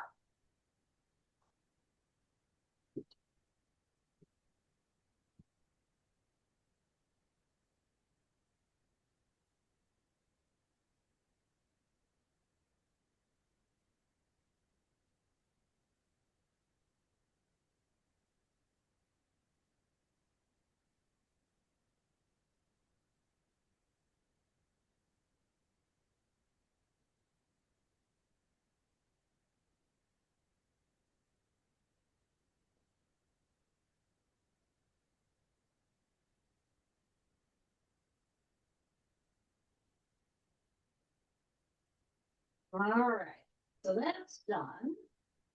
And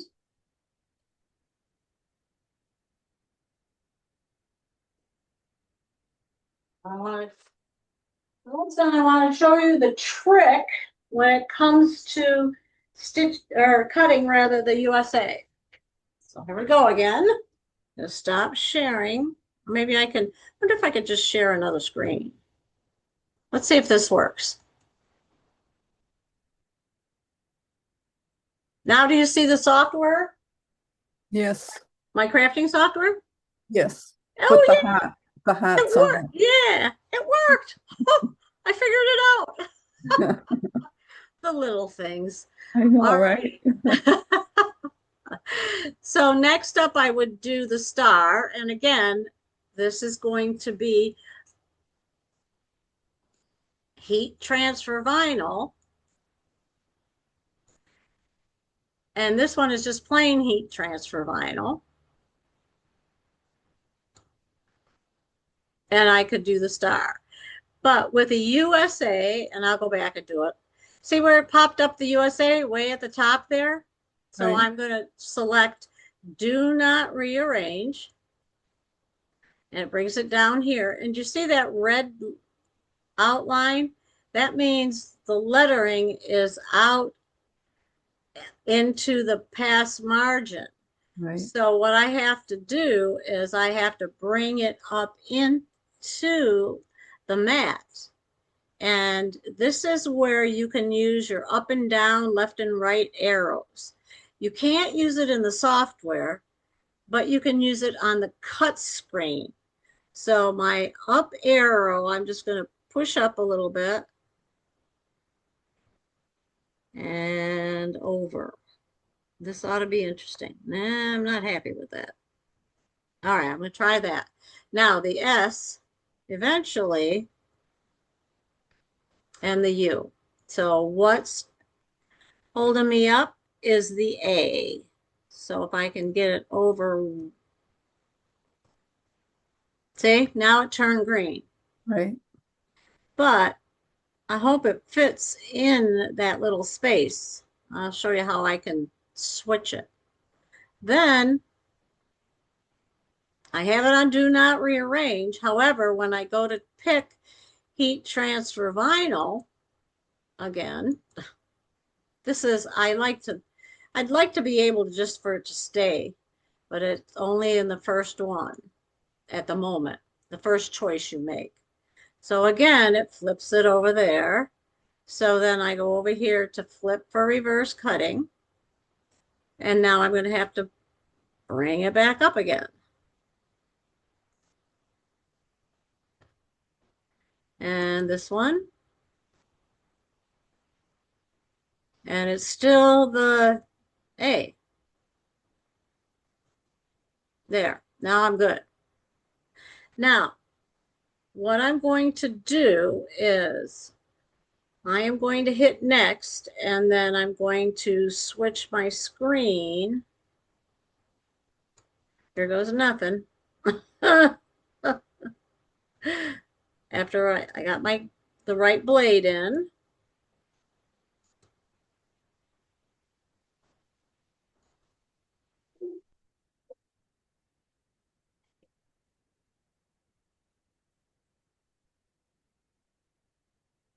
Ay, ay, ay.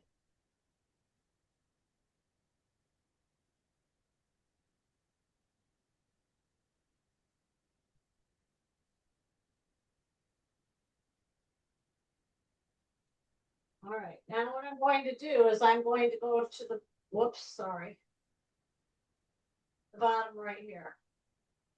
And that is where I'm going to make sure I can move it over just a little bit. I'll move this over just a little bit. And I'll move this over just a little bit to see if I can kind of circumvent that, not cutting all the way through. Okay. Now, you'll notice that when I selected the USA images, I made them all one color. So if you want something to cut continuously, you would change them all to the same color. If I wanted to do this as one whole mat, I would have selected all the shapes and then changed it to one color. That is the trick. For them to cut, it would go from the freezer paper to the glitter flux to these two heat transfer lines. All right, here we go. So I need to cut it.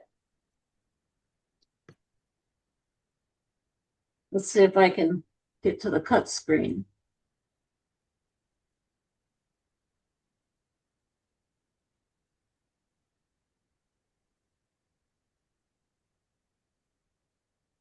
Okay.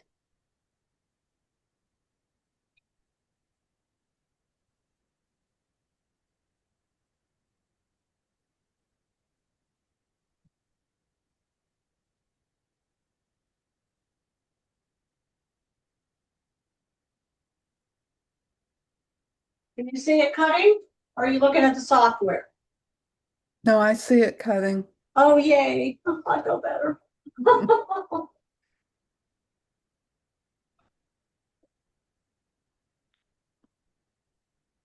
All right, then it goes back to its original position.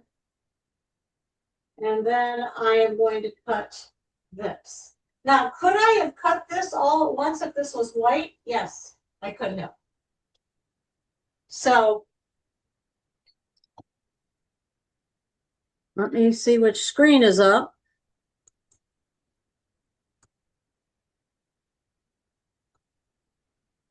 So now I'm going to go to the red. Again, it's in the upper left-hand corner because that's where the software puts it. When you move to top, it goes to the very top, and then to rearrange to reduce waste, it just changes it a little bit. I'm going to change that back and to do not rearrange. So now, again, it's flipped for heat transfer vinyl. I'm going to flip it or turn off flip. All right. Did everybody see that? Yes. Okay, great. Thank you. And I'm going to hit continue. And start.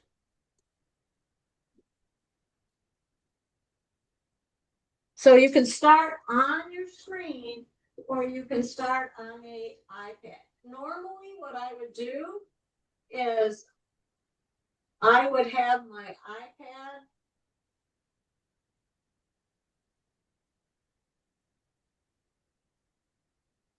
right here in this slot. I'll show you what the slot is. Oh, Right yeah. here in the slot. This is where your iPad is, like this. See? Right. And that's normally I would be doing this right here on my machine, but because I'm trying to do a Zoom class, that's different. So I'm going to hit start. And I'm going to cut the puff vinyl.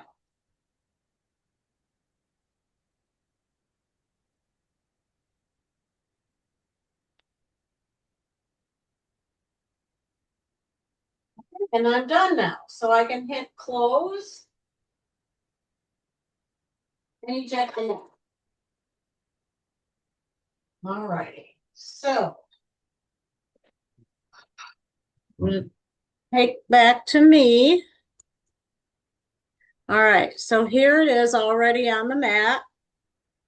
And if I peel just, I want to show you what I'm peeling. See, I'm going to carefully peel. I'm going to hold the cover sheet down with my fingernail. Let's see if I can. There. And now I'm going to peel this off. There's the outline of our fabric right there. See? Right. And then if I wanted to, I could put the outline back on, and I might do that. I'll show you why. See, there's all my stars. Right. Nice. All right, one's connected. There we go. So there's all my stars, and it cut beautifully. It cut the freezer paper perfectly. Then I switched to heat transfer glitter, cut it perfectly. And then if I want to put it, let's see, it goes this way, this way. Okay, I'm putting it back on like this. So if I just tore off the center part where the stars are and leave this on, take the There. It's kind of awkward on what I'm doing. See? Right. And then I put it directly over the piece of fabric. That's here somewhere on my lap. And I put it directly over the piece of fabric. It's going to line up perfectly. See? Oh, that's great. Yeah. So the fabric's cut crooked, but this is just my sample. Right. Okay. And then you Right. press it. Now, you have to read the directions. But basically what I did is I set this little mini iron and I set it at 350. Okay. I changed the temperature, which is the button in the middle, and I changed it to 105 or 305. Okay. And I'm just pushing the button. Okay, 310. And it starts off at 102.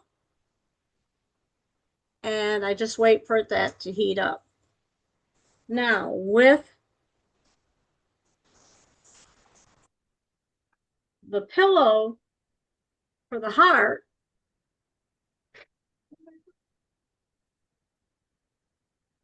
how could a small space like this cause so much grief? Looks like my room. Honestly. You make me feel good. Yeah, it's just my world. I'm looking for that one. There it is. Okay, so what I did is I used a 1/4 inch seam and Oh, I sewed the top part to the bottom part. right. Very Then nice. I placed it, I made sure that my stripes were going vertically, and I placed it like this, Uh-huh. all right? Right. And then I lined up my freezer paper, and you'll notice that I drew the black line on the back Right. so that I could line up Perfect. the black line with the seam, That's great. just like this. And then what you do is you iron this on.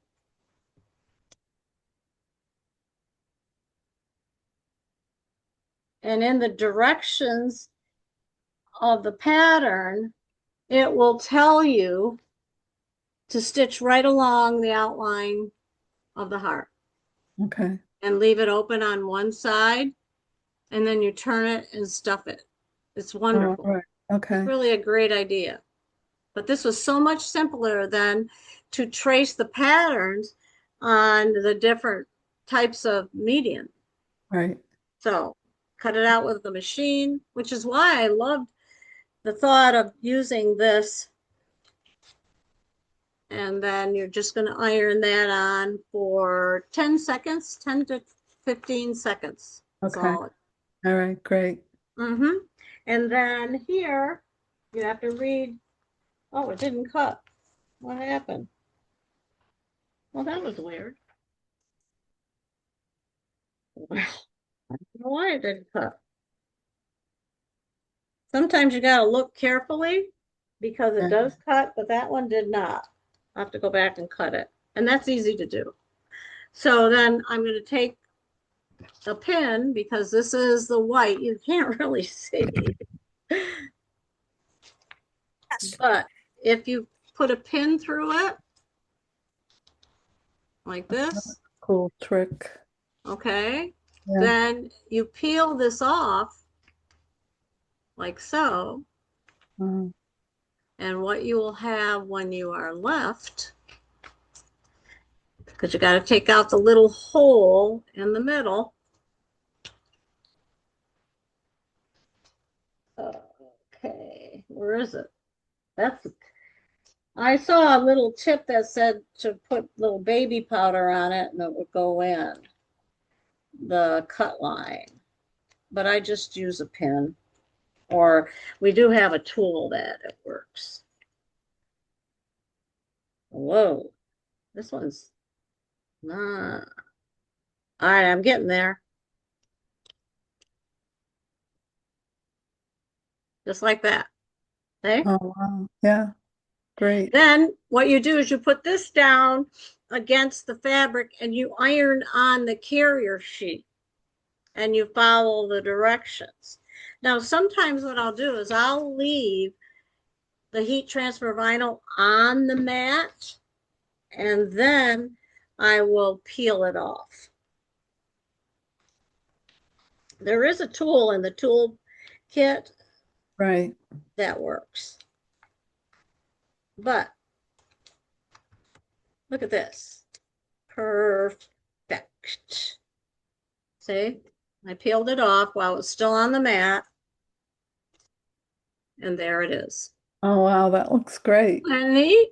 Yeah. So it's perfect. And I use drawn paint for the outline, just like I showed you with the heart. Right, And right. again, that I'll show you that in the little video that I make.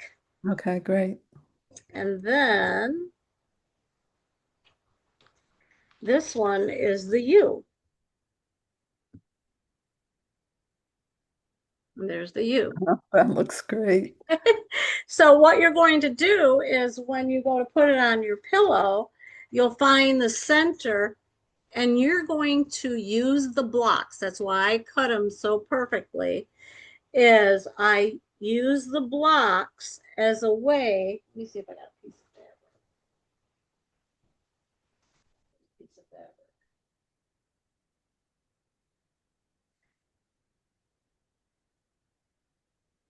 So if you line up the plastic pieces edge to edge, so here's one plastic 2x3, and then I line up the next one Okay. so it's exactly next to it, And that gives you your spacing, and right? that gives you the spacing. That's right. Mm-hmm. Okay, and then my A. Oh, this looks nice on this fabric. So the A doesn't show up on the wall. See? Wow, that looks great. Yeah. So then you just remember you're going to put the iron and just hold it. See, this is a Okay. perfect size for it. You just hold it against it. Hold it against it for the 10 to 15 seconds and then wait for it to cool. Okay. Once it cools, then you can peel the cover off. Okay. But do wait until it's cool to the touch. Right. All righty. Now, the other piece that I wanted to talk about is I will, let me take this off. I will starch my fabric. So I'm going to share my iPad again.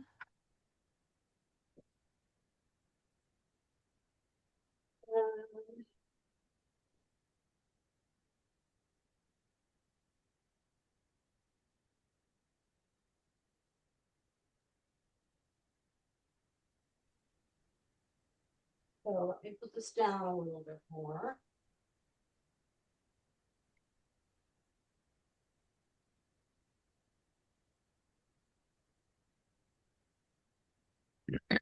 Okay. So I got my little setup here to show you how I starch the fabric.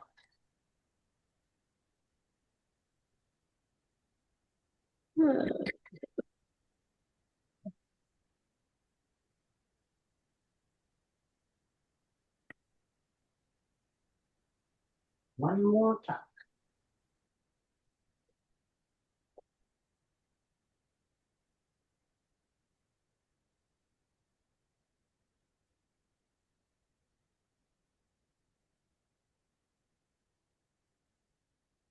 Okay, so here's my little tray that I got, I don't know, Dollar Tree somewhere, I don't know. And this is the fabric that I was planning on using. So it's paisley red. And I thought that would look nice. I'm going to make another set for my sister. And the idea I wanted to see what it looked like with these letters on it. Hope it works. I'm not sure. I might have to change my mind. So there's the USA on the pillow. Not bad. Yeah. Not, it doesn't look too bad. Yeah, that So looks that's what I was thinking of using for the pillow. So then what I do is I take a piece of fabric, and I found out that it's much better if you starch it first, then cut it into your size that you need for the mat. okay. So to starch, I use half Best Press in the spray bottle and half Terreal Magic. But there is another, I put a picture in the supply list of a new product. We're just waiting for it to arrive at the store. And it's supposed to act just like this, like it was described as a baby of these two starches. So this Okay. one's real stiff, this one's not quite so stiff, and the other one fits right inside. Oh, I So see. that's why I make this half and half concoction right here.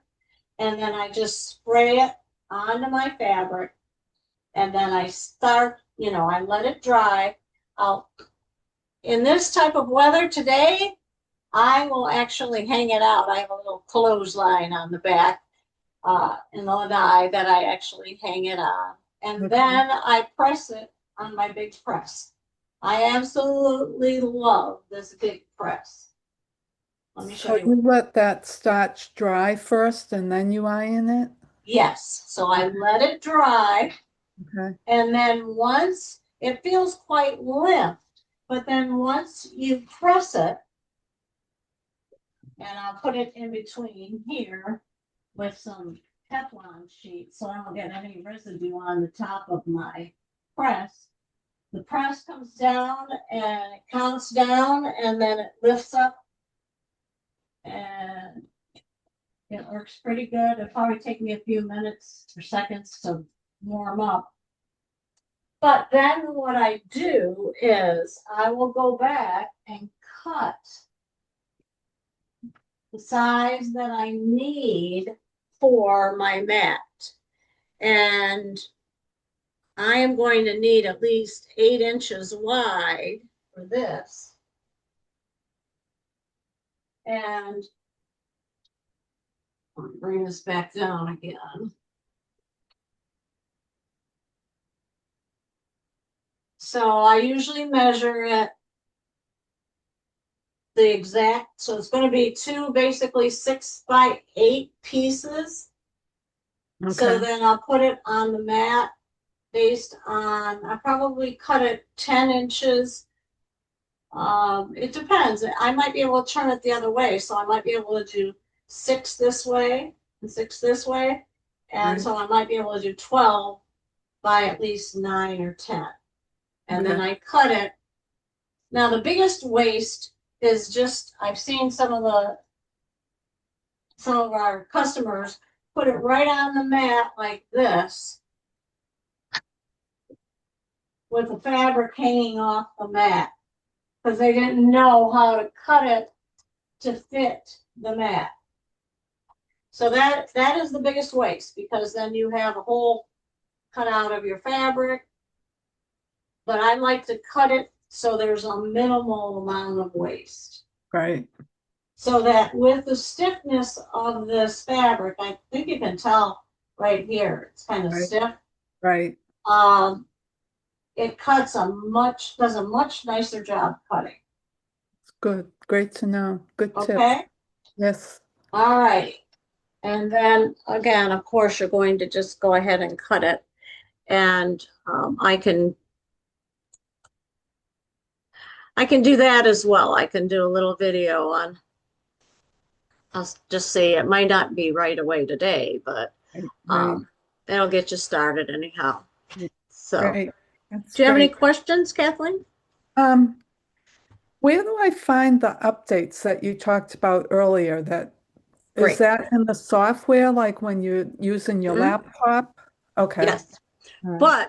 But for the iPad, you can also do it on the iPad. So let me get my iPad. Let's see what it does. Are you talking about the embroidery software or the crafting software? The crafting part. Oh, well, the part that says, it changes the name. That's going to happen automatically anyway. It doesn't matter. Oh, it It- is? yeah, Oh, it, okay. it's the same. It's just rebranding the name. And like, But the little icon for the Creative 8 is down here, right yeah, there on my iPad. yeah, I have that. So I'm tapping it and I'm opening it up. Okay. And since it says Creative 8 already, I'm good to go. Okay. Okay. But if you were going to download it, then I'll show you where to find it. So Okay. you would go to, I wonder what we go to now. Eh, Creative. Is I it? had no, I had trouble finding it, but I They've did. changed it. Yeah. Did you get in my Sonet? Yeah, it you if you it's going to redirect you. You go to MySonet, it'll take you to Oh, Creativate. okay. Let me Okay, share. Yeah. and when I found the software, you need to go to Hang on. um I'm opening it up. I'm going to share my screen. okay, go to See that? I want to No, here. go I went to my Sonet. I opened it up. So there's go to Creative 8, okay. right? Yep. And then it opens up Go to in I the want home to and then go to and then craft. I want to craft. Yep. Okay, now scroll down. And Okay, one more time. coming. It's coming. Oh, you went too far. Too far? Yep. Up That's more. browse cunning design. Up Explore more. thing. Yeah, Up that's more. inspiration. See, get Right crafting there. All software. right. So I'll go back up to the beginning. It comes there, and then you don't go all the way down. You just go to the first one, get crafting software. I Okay. had no problem because it said I needed an update, and when I clicked on it, it took me right to it. Okay. So then I scroll down and see across the top, those little buttons. Right. I'm going to pick iOS, iPhone, iPad, Okay. and I'm going to do it on my iPad, and that's how I do it. Okay. You will have to update it on every device that you use. Okay. All right. Very Like good. we have all kinds of devices. Mhm. Okay. I have Windows and Mac and iOS and Yeah. Okay. Mickey Hudson. I got a email from her this morning. She said that software supported tearing their hair out. Well, I should have expected that, right? Yeah, I know. I Yeah. called them once and they weren't very helpful. The person I got, it was like I had to pull everything out of them, but Well, uh, it depends on who you get. yeah. That's true. Well, that's why we do it from the store. We take care of our customers. So Um, I had another question. Okay. Um, if I took like a bundle, I think it's called, like two pieces of cotton, and you put some like batting, batting. Yeah, thank you. you're making a quilt sandwich. Yeah, a sandwich, that's what it's called.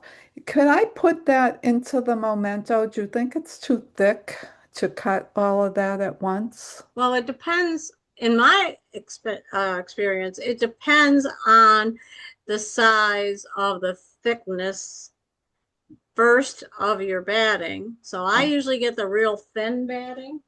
Let me show you what I did. So here's a mitt, and I cut out the shapes to the mitt. See, it's supposed right. to be one of those Oh, things. cool. And it, I'm trying to remember, I cut out the pieces separate because I was afraid to do it. So you would have to start and practice. Okay. Now, That's why I said I ruined my mat the other day because I was trying to cut chipboard, Okay. and I used a deep cut blade, and I all different kinds of settings, and finally I just said this isn't worth it. So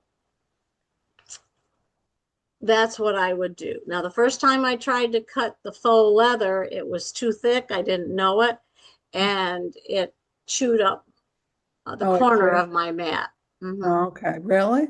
Oh, all Yeah, right. it chewed it Okay. up because it couldn't feed it. See, it was trying to Okay. feed it, Oh, and all right. Okay. it was getting caught. So let me just ask you this then. If you cut those pieces out separately, right? You Hmm. put them together and then you did the stitching on I both did of on them? this one. Yes. Okay. All Hmm. right. Because you can see in this one, I have the little wonky kind of lines on it. Yeah. Yeah. And then this one, I have the diagonal grid. Right. Right.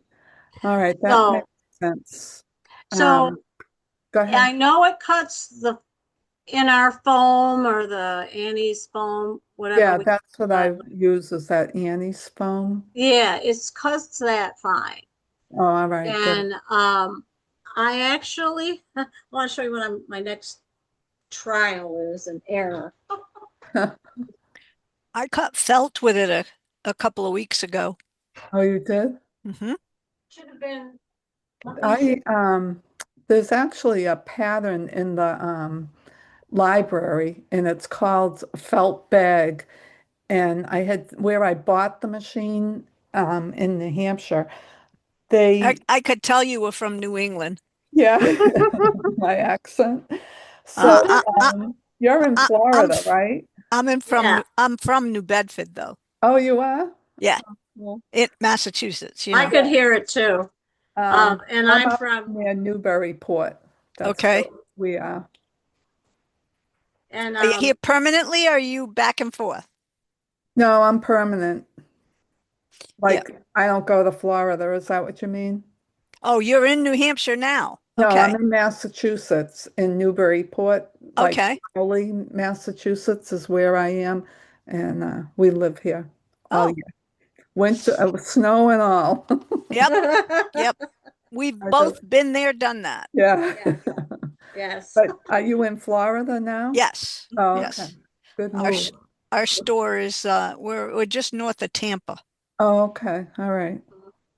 Very good. Yeah, I think I was looking on Facebook, I think, and I saw, I think it was Karen Charles, and Yeah. somehow I think your name was there, Yeah. Kathleen. Oh yeah, we Yeah. stalked Karen. Yeah. Yeah. So that's how I got your name and started Uh-huh. looking you up and everything. So Yeah, I'm really glad I they did. they know us pretty well. Yeah. Yeah. I've been having the hardest time trying to like figure out how to use the machine, just Yes. Googling YouTubes and everything like that. Right. And then because I'm using a Mac, it makes it even more harder, Well, without Adeline, it would be tough. Yeah. I But with all yeah. my previous experience. So this is my felt.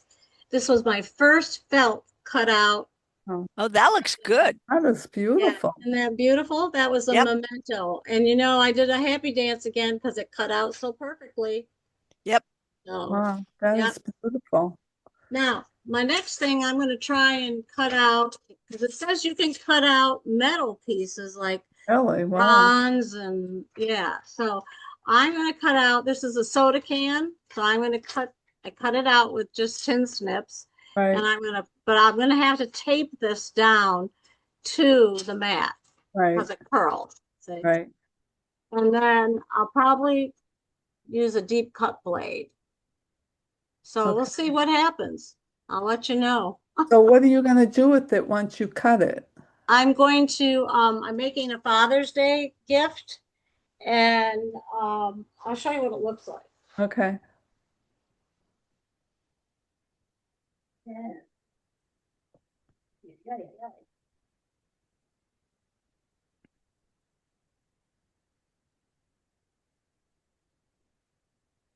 Kathleen, you'll appreciate this. I had to move a few piles to find it.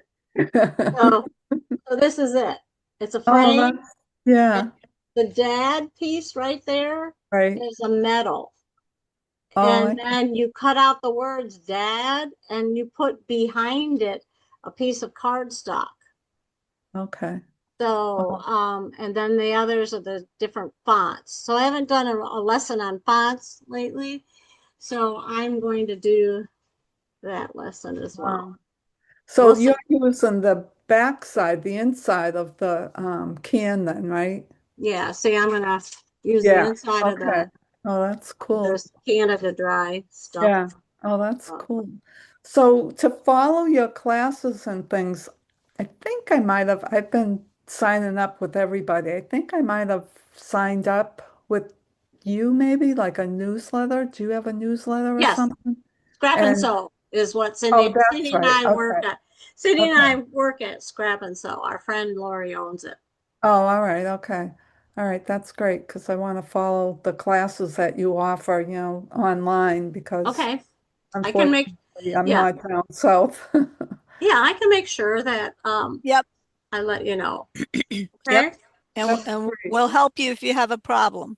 All right, great. Thank you very much. And I appreciate the links to Amazon for the things that, the supply list, the links for the pillows and to buy the